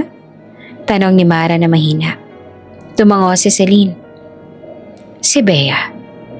Parang laso ng pagkabigas niya sa pangalan. Akala niya pwedeng pumasok siya dito at sirain lahat? Celine laughed, pero walang saya. Single mom na walang pangalan. Tapos aagawin niya ang groom ko? The De Luna name? Bumuntong hininga siya. Then biglang naging sweet ulit. Mara, sabi niya, may gagawin tayo. Yes, ma'am. Una, sabi ni Celine, kailangan kong malaman kung ano talaga ang connection nila. Napatigil si Mara. Ma'am, obvious na po. Hindi pa. Putol ni Celine. Kasi ang halik pwedeng impulsive. Pwedeng old mistake. Pero ang tingin ni Alessandro sa anak ni Bea kahapon, humigpit ang hawak ni Celine sa tablet. Hindi yun normal. Nag-isip siya sandali. Tapos ay tumingin kay Mara. May anak si Bea. Enzo, right? Yes, ma'am. At doon tumama ang ideya na parang kidlat sa utak ni Celine. Bumalik sa alaala niya kung paanong tumigil si Alessandro nung sinabi ni Enzo ang pangalan niya. Paano ito ngumiti nang parang may nadiskubre? Paano ito parang nahook? Kung may dahilan. Bulong ni Celine. Hindi lamang si Bea ang problema. Lumapit siya sa drawer at may kinuha. Isang maliit na ziplock bag at gloves. Parang prepared na siya sa ganyang gulo. O baka sanay na siyang gumawa ng kalokohan. Mara, butos niya. Gusto ko ng DNA test. Nanlaki ang mata ni Mara. Ma'am, kanino po? Sumagot si Celine na walang kahit anong emosyon. Parang nag-uutos lang ng coffee. Kay Enzo at kay Alessandro. Napatigal si Mara. A perfect match po ba? Gawin mo. Putol na Celine. Hair, toothbrush, kahit ano. Kuha ka ng sample ng bata, quietly. Napalunok naman si Mara. Opo, ma'am. At habang lumalabas si Mara, nanatili si Celine sa harap ng salamin. Nakangiti pa rin. Parang bride na excited. Pero sa loob ng mata niya may isang pangakong madilim. Ipapahiya niya si Bea. Sisirain niya si Bea. At kung kailangan, tatapusin niya ang problema bago pa man makapili si Alessandro. Sa gabi ring yun, nag-send si Mara ng message. Ma'am, makakakuha po ako ng sample bukas. Sumagot naman si Celine. Good. Gusto ko ng resulta bago ang kasal. Hindi nagtagal na kuha ni Celine ang gusto niya. Isang umaga, habang nasa garden si Enzo at naglalaro ng bubbles kasama ang isang yaya, dumaan si Mara na parang wala namang agenda. May dalang tray ng juice at cookies. Sweet na sweet. Enzo, cute mo naman. Sabi ni Mara na nakangiti. Pwede mag-CR sandali, naiihi ako eh. Opo, sagot naman ni Enzo na polite. Pagpasok ni Mara sa guest bathroom kung saan gumagamit si Enzo, mabilis niyang kinuha ang toothbrush sa holder. Maingat, naka-gloves, pati ilang strands ng buhok sa suklay. Walang nakapansin, walang nakahinala. Dahil sa mansyon na to, sanay na sanay ang mga tao na may ginagawang sikreto sa likod ng magagandang kortina. Kinagabihan mag-isa si Celine sa kwarto niya. Naka-satin robe, basang buhok, pero hindi niya maramdaman ang lamig. Ang kamay niya ay nanginginig habang hawak ang sobre na kagagaling lang sa runner. DNA test result. Nang buksan niya, napakapit siya sa bed frame. Probability of paternity, 99.9%. Parang tumigil ang mundo. Hindi niya nabasa ulit. Hindi na kailangan. Sinipa niya ang drawer. Parang gusto niyang may masaktan. Kahit ano. Hindi. Hindi. Bulong niya. Pero totoo. Si Enzo ay anak ni Alessandro. At sa sandaling yon, sumabog ang dibdib ni Celine sa galit at takot. Hindi dahil nasaktan siya bilang babae, kundi dahil nanganganib ang dream life niya. Alessandro de Luna was supposed to be hers. Siya ang magiging Mrs. de Luna. Siya ang papasok sa boardroom na may power. Siya ang sasambahin sa social media. Siya ang magiging perfect bride. Pero may isang bagay siyang hindi kayang tanggapin. May mas nauna. May babaeng mas una niyang tinamaan. At mas masahol pa, may anak. Naupo si Celine sa sahig. Nanginginig. Hindi siya umiiyak ng mahina. Parang nagbe-breakdown siya na walang control. Paano ako? Bulong niya. Paano ako kung mawala siya? Tapos biglang tumigil siya. Parang may switch na pinindot sa utak niya. Tumayo siya ng dahan-dahan, huminga ng malalim, at tumingin sa salamin. Nakangiti siya bigla, pero hindi yung normal. Yung ngiti ng taong may desisyon na. Kung mawawala si Bea, bulong niya at inayos ang buhok niya. Matutuloy ang kasal. Kinuha niya ang phone niya. Tiningnan ang number ni Bea. Nakuha niya na dati pa.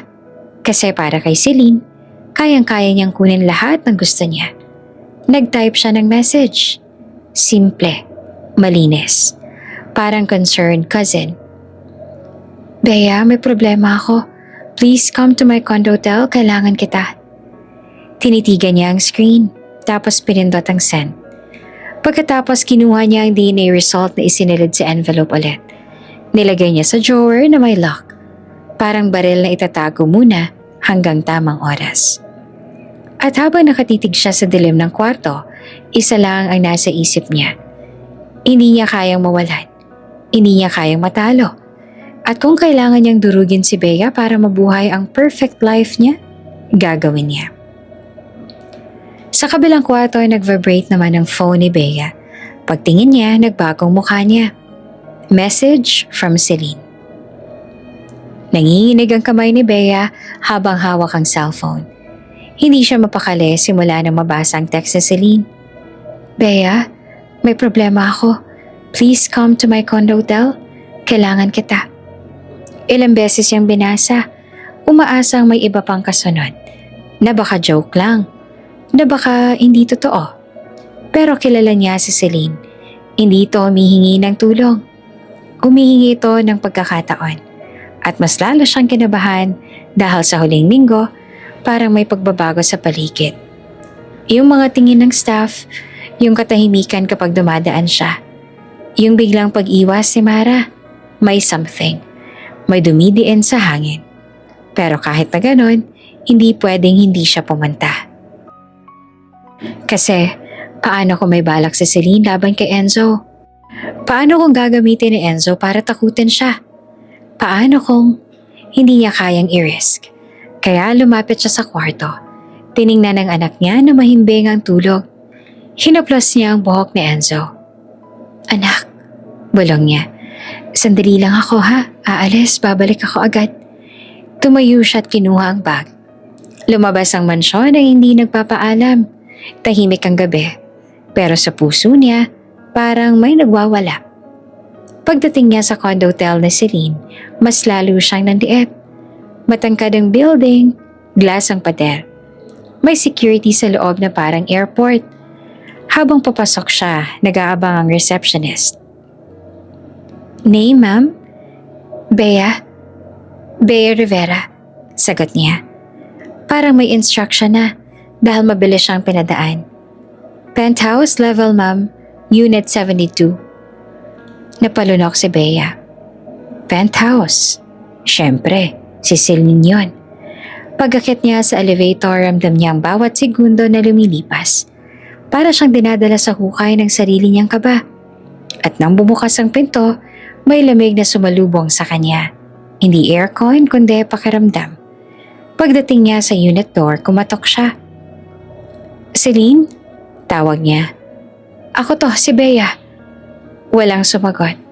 Kumatok ulit siya. Tapos biglang bumukas ang pinto. Nandoon si Celine. Naka-black dress, full makeup. Pulang-pula ang labi, nakangiti. Pero hindi yung normal na ngiti. Yung ngiting parang may alam. Finally, sabi ni Celine. Napasok si Bea at napatingin sa paligid. Masyadong tahimik. Masyadong malinis. And then may narinig siyang tawa sa loob. Hindi isa, marami. Paglingon niya sa living room, nandoon ang 4 na babae. Mga kaibigan ni Celine. Sosyal, naka-heels, may wine glass. Parang party. Pero ang mga mata nila, hindi pang party. Panghuhusga. Panglalait. At parang gutom sa gulo. Nanlambot ang tuhod ni Bea. Celine, anong problema? Tanong niya at pilit na kalma. Lumapit naman si Celine at sinarado ang pinto sa likod niya. Click, parang barel. Tumingin si Bea sa doorknob. Gusto niyang umatras. Gusto niyang lumabas pero huli na. Problema? Ulit ni Celine at tumawa. Ikaw ang problema, Bea. Nagkatinginan ng mga babae. May isang tumayo at nilapitan siya. Uy, siya pala yung pinsan. Sabi nito na nagtitimpi ng tawa. Ang cheap naman tingnan. Ito ba yung in love si Sir Alessandro? Nanlaki ang mata ni Bea. Anong sinasabi ninyo? Lumingon siya kay Celine. Celine, hindi ko alam. Shut up! Sabi ni Celine agad. Biglang nag-iba ang tono. At nagsimula ang impyerno. Lumapit ang isa pang babae, sabay turo sa mukha ni Bea. Malandi! Tumawa. Ambisyosa! Tawa ulit. Napatigil si Bea. Halos hindi siya makahinga. Celine, bakit mo ako pinapunta dito? Nanginginig niyang tanong. Lumapit naman si Celine sa kanya. Dahan-dahan, parang pusa. para makita kita ng mabuti. Bulong nito. Yung mukhang nagpapanggap na inosente. Pero akala mo, pwede mo agawin yung buhay ko. Hindi alam ni Bea kung saan magsisimula. Hindi ko inaagaw. Liar. Singit ng isang kaibigan. We saw the video. Nanlamig si Bea. Video? Biglang bumalik sa isip niya ang hallway, library, camera. Nanginginig siyang huminga. Hindi yun naiintindihan. Huwag kang mapaawa, sabi ni Celine. Alam mo bang pinaghirapan ko lahat para mapunta sa akin si Alessandro? Tapos ikaw? Lumapit si Celine. Halos idikit ang mukha. Bumabalik ka para guluhin ako. Umatras si Bea. Hindi ako bumalik para sa'yo. Bumalik ako para kay tita. At saan ako? Hindi siya nakatapos. Dahil biglang, dura. May dumura sa kanya. Tumama sa cheek niya. Nanlaki ang mata ni Bea. Napatigil siya. Parang hindi makapaniwala. Ew, feeling ko amoy coffee shop tong babae na to. Nanginginig ang kamay ni Bea habang pinupunasan ang mukha niya. Tama na, pakiusap niya. Celine, please. Pero tumawa lang sila at biglang lumapit ang isa pa, tinulak siya. Napatumba si Bea sa sofa. Uy, mahina. Tawa ng isa. Tinangka niyang tumayo pero biglang may sumipa sa binti niya. Napasigaw si Bea sa sakit at gulat. Tama na! Umiiyak niyang sigaw. Pero ang mga babae parang lalong na-excite. Parang mas gusto nilang makita siyang durog. Akala mo ba madadaan mo kami sa iyak? Sabi ng isang babae. Sinampal siya. Tumama ang palad sa mukha niya. Umalingaw-ngaw sa buong unit. Napahawak si Bea sa pisngi. Naluluha, nanginginig, napahiya. Hindi siya lumalaban. Hindi dahil mahina siya, kundi dahil sa takot na pag lumaban siya, mas lalala. At alam niya hindi siya pwedeng masaktan ng sobra. May anak siyang naghihintay. Kaya lumuhod siya. Halos mawala ng dignidad. Please, tama na, may anak ako. Kailangan niya ako. Saglit nakatahimikan. Parang huminto ang lahat. Pero hindi dahil naaawa sila, kundi dahil may narinig silang mas juicy. Anak? Ulit ni Celine. Biglang tumalim ang mata. Tumawa ng mababa ang isa niyang kaibigan. Wait, may anak to siya? Single mom nga raw to, diba? Sagot ng isa. Ngumiti si Celine, pero nanginginig ang panga. Anak mo? Ulit niya na mas mababa ang boses. Kanino?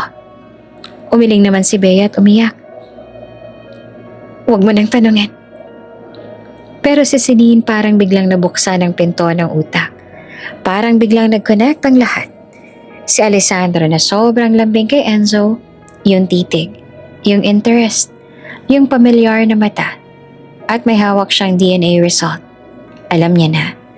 Pero gusto niyang marinig si Bea mismo umamin. Kanino? Sigaw ni Celine. Napatakip si Bea sa mukha niya. Please. At doon sumabog si Celine. Anak mo? Anak niya pala? Napaatras ang mga friends niya. Celine, sabi ng isa. Pero hindi na siya mapigilan. Parang nabaliw. Ang kapal ng mukha mo. Sigaw niya at hinila ang buhok ni Bea. Napasigaw naman si Bea. Bumaksak siya sa sahig habang hinahatak siya. Tapos may kumuha pa ng gunting sa mesa. Pang gift wrapping ko no.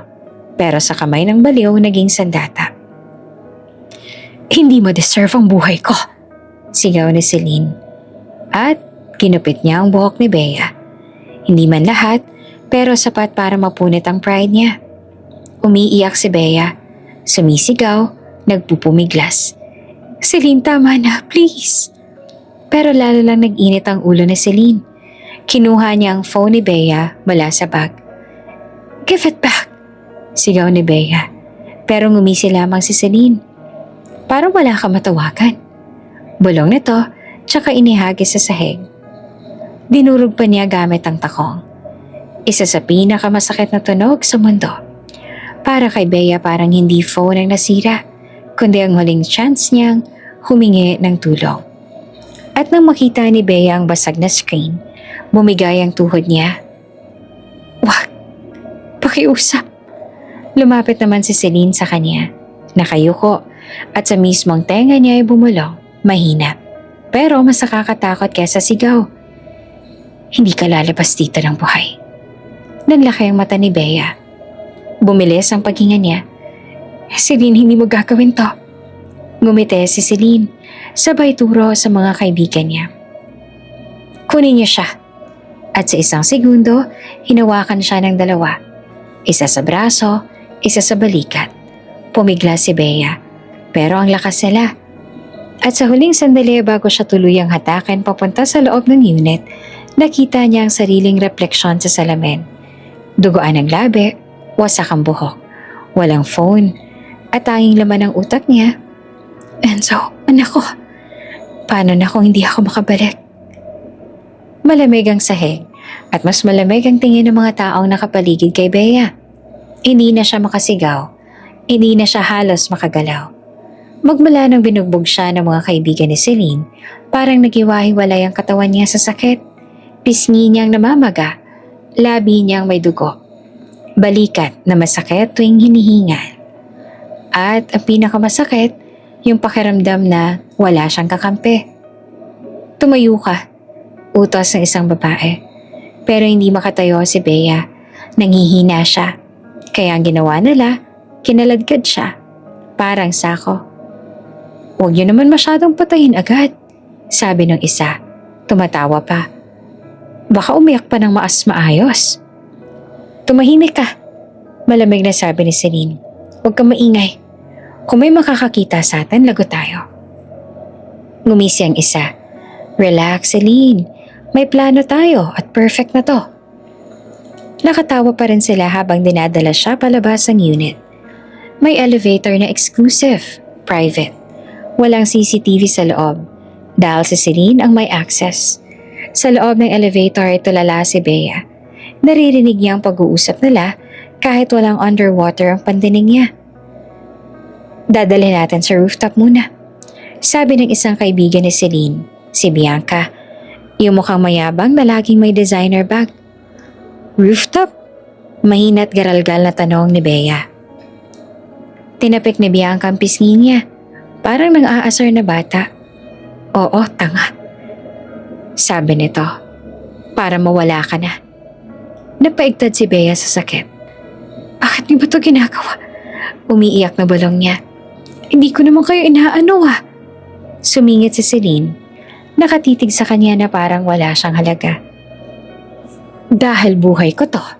At ikaw, salot ka. Celine, umiiyak si Bea. Pilit na humahawak sa natitirang dignidad. May anak ako, pakiusap. Biglang nagbago ang mukha ni Celine. Parang may apoy sa mata. Ako din dapat may buhay, bulong niya. At ako dapat ang reyna. Ako dapat ang piliin. At sa likod ng boses niya ay may mas malalim na sakit. Inggit na matagal nang kinikimkim. Inggit kay Bea kahit wala itong pera, kahit wala itong pangalan. Dahil may bahagi kay Bea na hindi niya kayang bilhin. Pagmamahal. At lalo siyang nagalit doon. Biglang bumukas ang elevator. Sa rooftop na sila. Paglabas nila ay sinalubong sila ng hangin na malamig at malakas. At ang city lights na parang nakatingin, may isang malaking pintuan doon. May guard station, pero walang guard. Lahat planado. At doon nakatayo ang isang lalaki na halatang naghihintay. Matangkad, may tattoo sa leeg, at naka-jacket. Dito na kayo, sabi ng lalaki na parang normal lang. Lumapit naman si Celine. Ready na? Tumango ang lalaki. Ready na, nasa helipad na yung chopper. Naglaki ang mata ni Bea. Chopper? Halos pabulong yung tanong na nanginginig. At doon tumawa si Bianca. Ay wow, gising pa siya. Tinignan niya si Bea na parang hayop. Alam mo ba kung sinong friend namin? Bulong niya. May private zoo siya. Parang binagsakan si Bea ng bato. Zoo? Hindi niya maintindihan. Pero lahat ng naririnig niyang balita sa internet, mga mayayamang gumagawa ng kung ano-anong kabaliwan, biglang pumasok sa isip niya. Exotic animals, tigers, lions. Hindi nila gagawin yon. Hindi niyo gagawin to. Umiiyak na sabi ni Bea. Lumapit si Celine at lumiti. Doon lumabas ang pagiging halimaw niya. Gagawin ko at walang makakaalam. Hindi mo ako kayang patayin. Bulong ni Bea kahit na natatakot. Hindi mo kaya. Tinapik na Celine ang buhok niya ang ginupit niya. At bakit hindi? Sagot ni Celine. Kaya nga tayo nandito para walang evidence. Napaubo si Bea. Gusto niyang sumigaw. Pero ang lalamunan niya parang may bara. Tapos ay biglang may narinig siyang tunog sa malayo. Helicopter. Lumakas ang hangin, umiikot ang ilaw sa rooftop. At doon na siya na-realize ni Bea. Totoo to. Hindi to pananakot lang. Hindi na ito sampalan at away pinsan. Ito yung klase ng evil na hindi niya inakalang magagawa ni Celine. At habang papalapit ang chopper, may narinig si Bea na mas sumakit pa. Sa zoo, may tiger, sabi ng lalaki. Gutumin natin ng 2 days para mabilis. Perfect, sagot ni Bianca na halatang excited. Walang katawan, walang trace. Hindi na kinaya ni Bea. Umiiyak siya ng tahimik. Yung iyak na wala ng tunog, pero luha na lamang.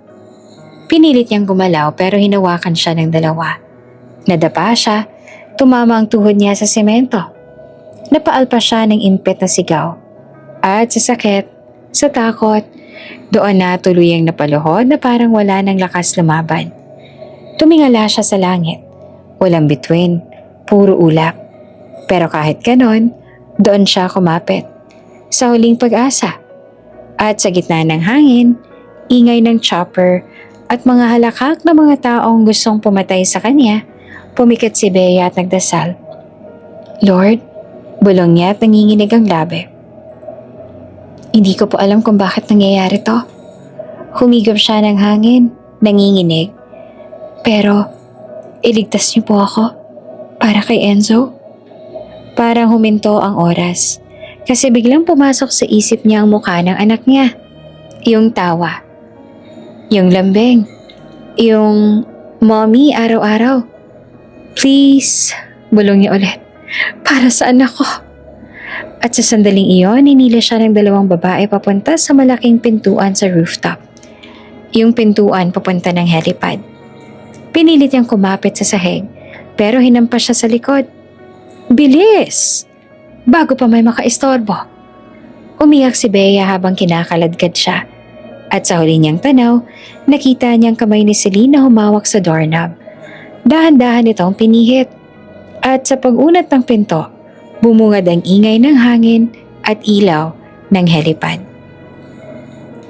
Bumubukas ang rooftop door at sa loob ng ilang segundo, maaaring mawala si Bea, magpakailanman. Hindi sanay si Enzo na wala ang mommy niya. Kahit kailan, kapag umaalis si Bea, laging may bilin. Kung sino ang kasama niya, saan siya pupunta, kung ano oras siya uuwi. Pero ngayong gabi, wala.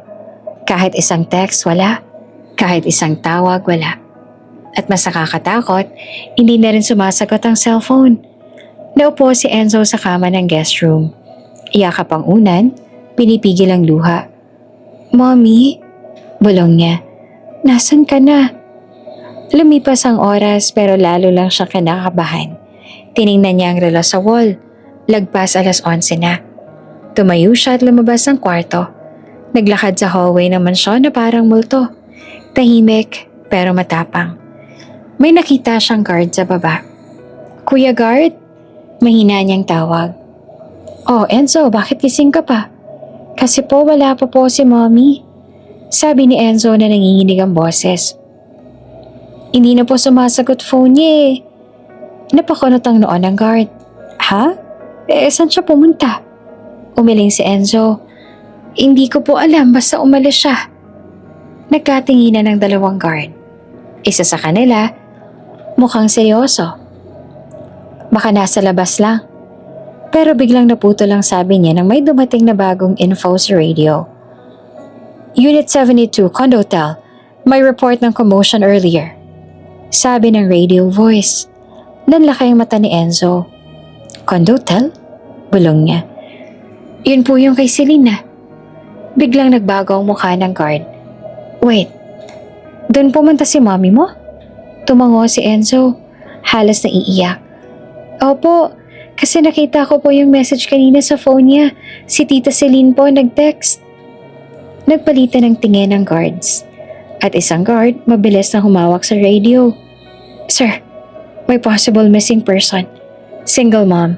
Name? Bea Rivera. Kinabahan si Enzo lalo. Kuya, please hanapin ninyo si mommy.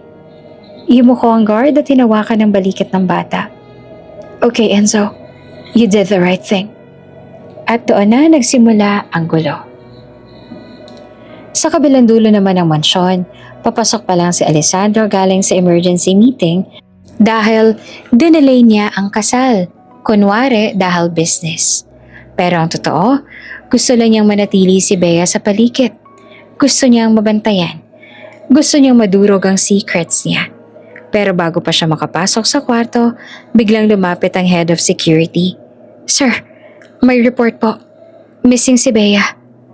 Nanlamig ang buong katawan ni Alessandro. Anong sinabi mo? Ang boses niya mababa, pero nanginginig sa galit. Missing po. At last, location po Condotel ni Ma'am Celine. Sa isang iglap, nag-iba ang aura ni Alessandro. Parang may lumabas na halimaw. Call everyone. Police, my men, now. Sir, now. At sa loob ng ilang minuto, gumagalaw ang buong The Luna Network. Parang may sariling hukbo. May dumating na SUV sa mansyon. May tumawag sa Chief of Police. May nakakuha ng real-time building access. At habang naglalakad si Alessandro palabas, nakita niya si Enzo sa lobby, umiiyak. Mister, sabi ni Enzo na nanginginig ang labi. Please, si mommy. Natigilan si Alessandro. Lumapit siya sa bata. Tumitig sa mga mata nito. Yung matang pamilyar na. Anong nangyari? Tanong niya na mas malumanay. Nawawala po si mommy. Pumunta po siya kay Tita Celine. Napaigting ang panga ni Alessandro. Tinaas niya ang kamay niya at marahang hinaplos ang ulo ni Enzo. I'll bring her back. Pangako niya. Promise. At sa unang beses, may naramdaman si Enzo na parang ligtas. Pero hindi niya alam. Sa loob ni Alessandro, may isang apoy na gustong pumatay. Pagdating sa Condotel, nagkagulo agad. Police cars, sirens, security. Mga tao sa lobby nagulat. Hindi nagtagal umakyat si Alessandro kasama ang ilang police at bodyguards. Rooftop! Utos si Alessandro. At pag-open ng rooftop door, bumungad ang helipad. At ang eksenang parang impyerno. Nandoon si Bea. Duguan, nakadapa sa sahig. May hawak na braso niya. May pasa sa mukha. Ang buhok niya ay gulong-gulo. At sa paligid niya nandun naman si Celine at mga kaibigan. Natataranta, may mga bag. Parang tatakas. Bea! Sigaw ni Alessandro. Nagmulat si Bea at halos wala ng lakas. Pero nang makita niya si Alessandro, parang may luha pang lumabas. Alas, mahina niyang bulong. Tumakbo si Alessandro at binuhat siya agad. At sa mismong sandaling yon, sumabog ang galit niya. Sinabi kong akin ka.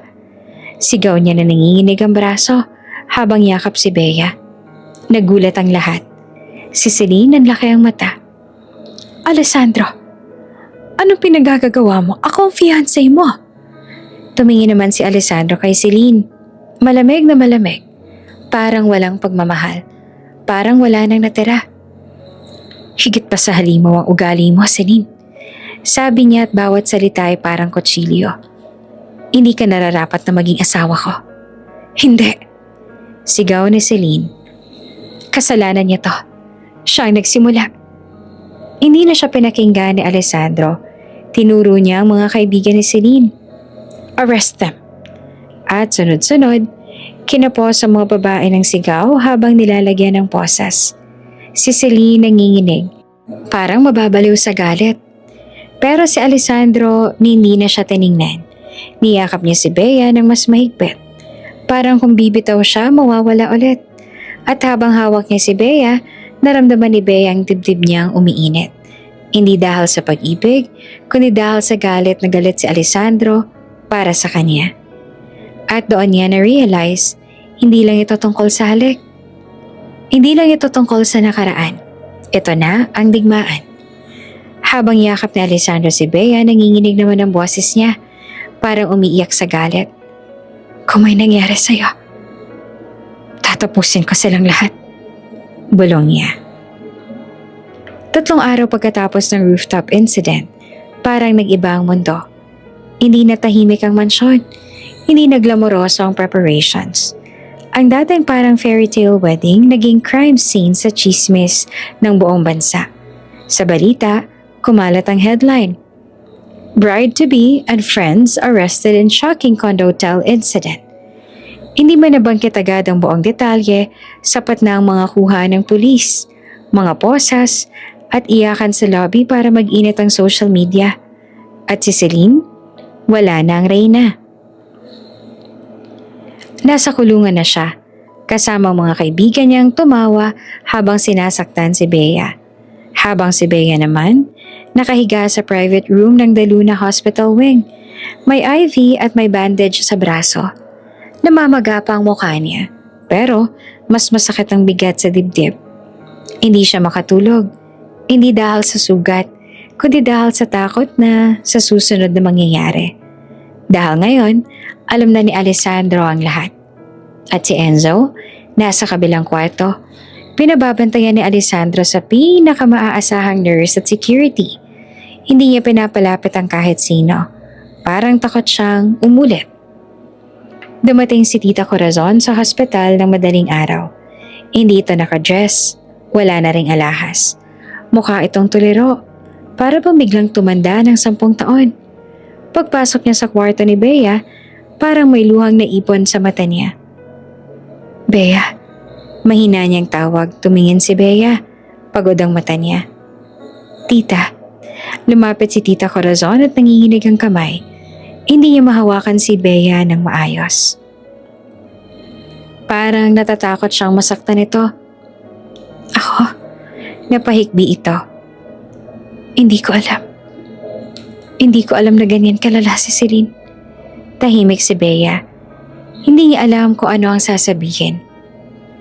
Kasi kahit anong sorry ng tita niya, hindi na mabubura ang mga taon na tinapakan siya. Tinuruan siyang mapahiya, tinuruan siyang manahimik, tinuruan siyang tanggapin na maliit lang siya. Pero ngayon, pagod na si Bea. Pagod na siyang maging biktima. Tita, mahinahon niyang sagot kahit masakit. Hindi niyo man alam pero nangyari pa rin. Napatakip si Tita Corazon sa bibig. Parang nahihirapang huminga.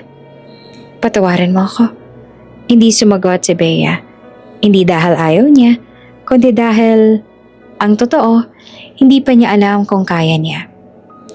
Ang usapan nila ni Alessandro bandang hapon, pumasok si Alessandro sa kwarto. Tahimik ang mga bodyguard sa labas. Pinag-isa niya silang lahat para maiwang sila lang. Naka-rolled sleeve siya. May eye bags. Halatang hindi natulog. Pero ang tindig matigas pa rin. Naupo siya sa gilid ng kama. Tahimik lang. Si Bea, hindi makatingin. Parang may kasalanan siya. Hindi niya kayang bigkasin ng 7 taon. Hindi niya kayang sabihin kung bakit niya iniwan. Hanggang si Alessandro na mismo ang nagsalita. Bakit? Tanong niya na mababa ang boses. Napatigil si Bea. Nanginginig ang labi niya. Alessandro, bakit ka tumakbo? Bakit mo iniwan na parang wala ako? Napapikit si Bea at doon na bumagsak ang luha niya. Hindi ako umalis para saktan ka. Umiiyak niyang sabi. Umalis ako para protektahan ang anak ko. Biglang tumigas ang panga ni Alessandro. Anak ko. Mahinang ulit niya. Tumango si Bea. At sa unang pagkakataon, nakita ni Bea ang isang lalaking parang nabasag. Hindi sa harap ng mundo, hindi sa harap ng board, kundi sa harap ng katotohanan. At ako, halos pabulong na sabi ni Alessandro, nanginginig ang boses na parang galit at sakit sabay. 7 taon akong pinatay ng pagkawala mo. Tumingin siya kay Bea, mata sa mata. 7 taon ako nagtaka kung mali ba to. Kung may ginawa ba ako. Kung ginamit mo ba ako. Umiling si Bea. Hindi. Pero bakit hindi mo sinabi? Tanong niya. Bakit hindi mo sinabi na may anak ako? Napaiyak si Bea ng mas malakas. Kasi natakot ako. Amin niya.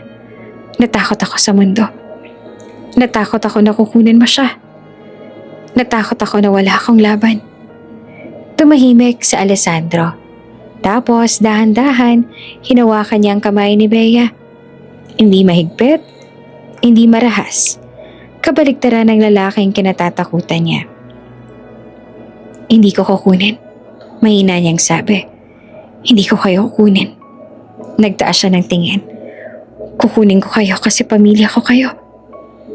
At doon tuloy ang bumigay ang puso ni Bea. Hindi na siya nakapagpigil pa. Umiiyak siya pero hindi na tulad ng dati. Hindi na iyak ng kawawa. Iyak na ng babaeng sa wakas nakahinga. Dumating ang araw na dapat ay kasal. Nakahanda ng venue, nakaayos ang simbahan. Nandoon ang media. Andoon ang mga VIP guests. Nandoon ang buong alta sosyedad na gustong makitang ikasal ang The Luna Air. Pero, hindi sila nabigyan ng fairy tale. Sa harap ng mga kamera umakyat si Alessandro sa stage. Naka-black suit at tahimik ang lahat. At isang salita lang ang nagbago ang mundo. Walang kasal. Anunsyo niya at nagkagulo ang mga guests. Bulungan, sigawan, shocked faces. Pero si Alessandro ay walang pakialam. Hindi ako magpapakasal sa kasinungalingan. Tuloy niya. At hindi ko hahayaang gamitin ang pangalan ko para sa masamang puso. Tapos, bigla niyang tinuro ang side entrance. At doon pumasok si Bea. Simple lamang ang suot. Hindi gown, hindi glam. Pero sa unang pagkakataon, hindi siya outsider. Kasunod niya si Enzo. Naka-cute na suit, hawak ang kamay ng mommy niya. Huminga si Alessandro ng malalim at saka tumingin sa buong crowd. At para matapos ng usapan, sabi niya, matalim ang boses. Si Enzo ang anak ko. Parang sumabog ang venue. Flash, takip bibig, screams. Trending agad sa phone sa mga tao. Pero si Alessandro, hindi malang kumurap.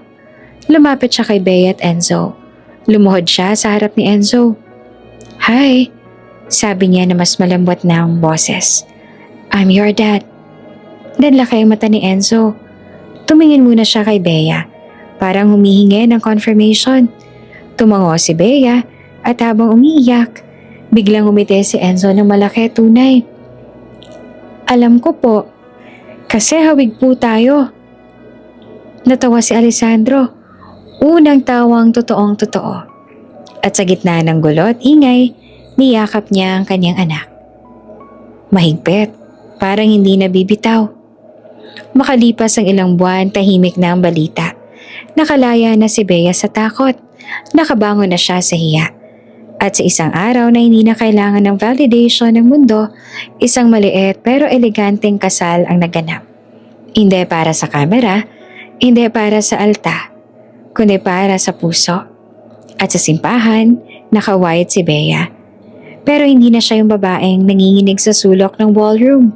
Si Alessandro naghihintay sa altar at si Enzo ang naghatid sa mommy niya. Hawak ang kamay ni Bea ay proud na proud. Pagdating sa altar, tumingala si Enzo. Mommy, bulong niya, ikaw na po yung princess. Napatawa si Bea sa luha. Hindi siya agad sumagot. Kasi sa sandaling iyon, alam niya ang totoo. Hindi na siya Cinderella, Siya na ang reyna. Bago ka pa lang sa channel neto, ibang kwento ni Ate Jane, istorya mo, ikwento ko. Huwag kalimutang pindutin ang notification bell at subscribe button.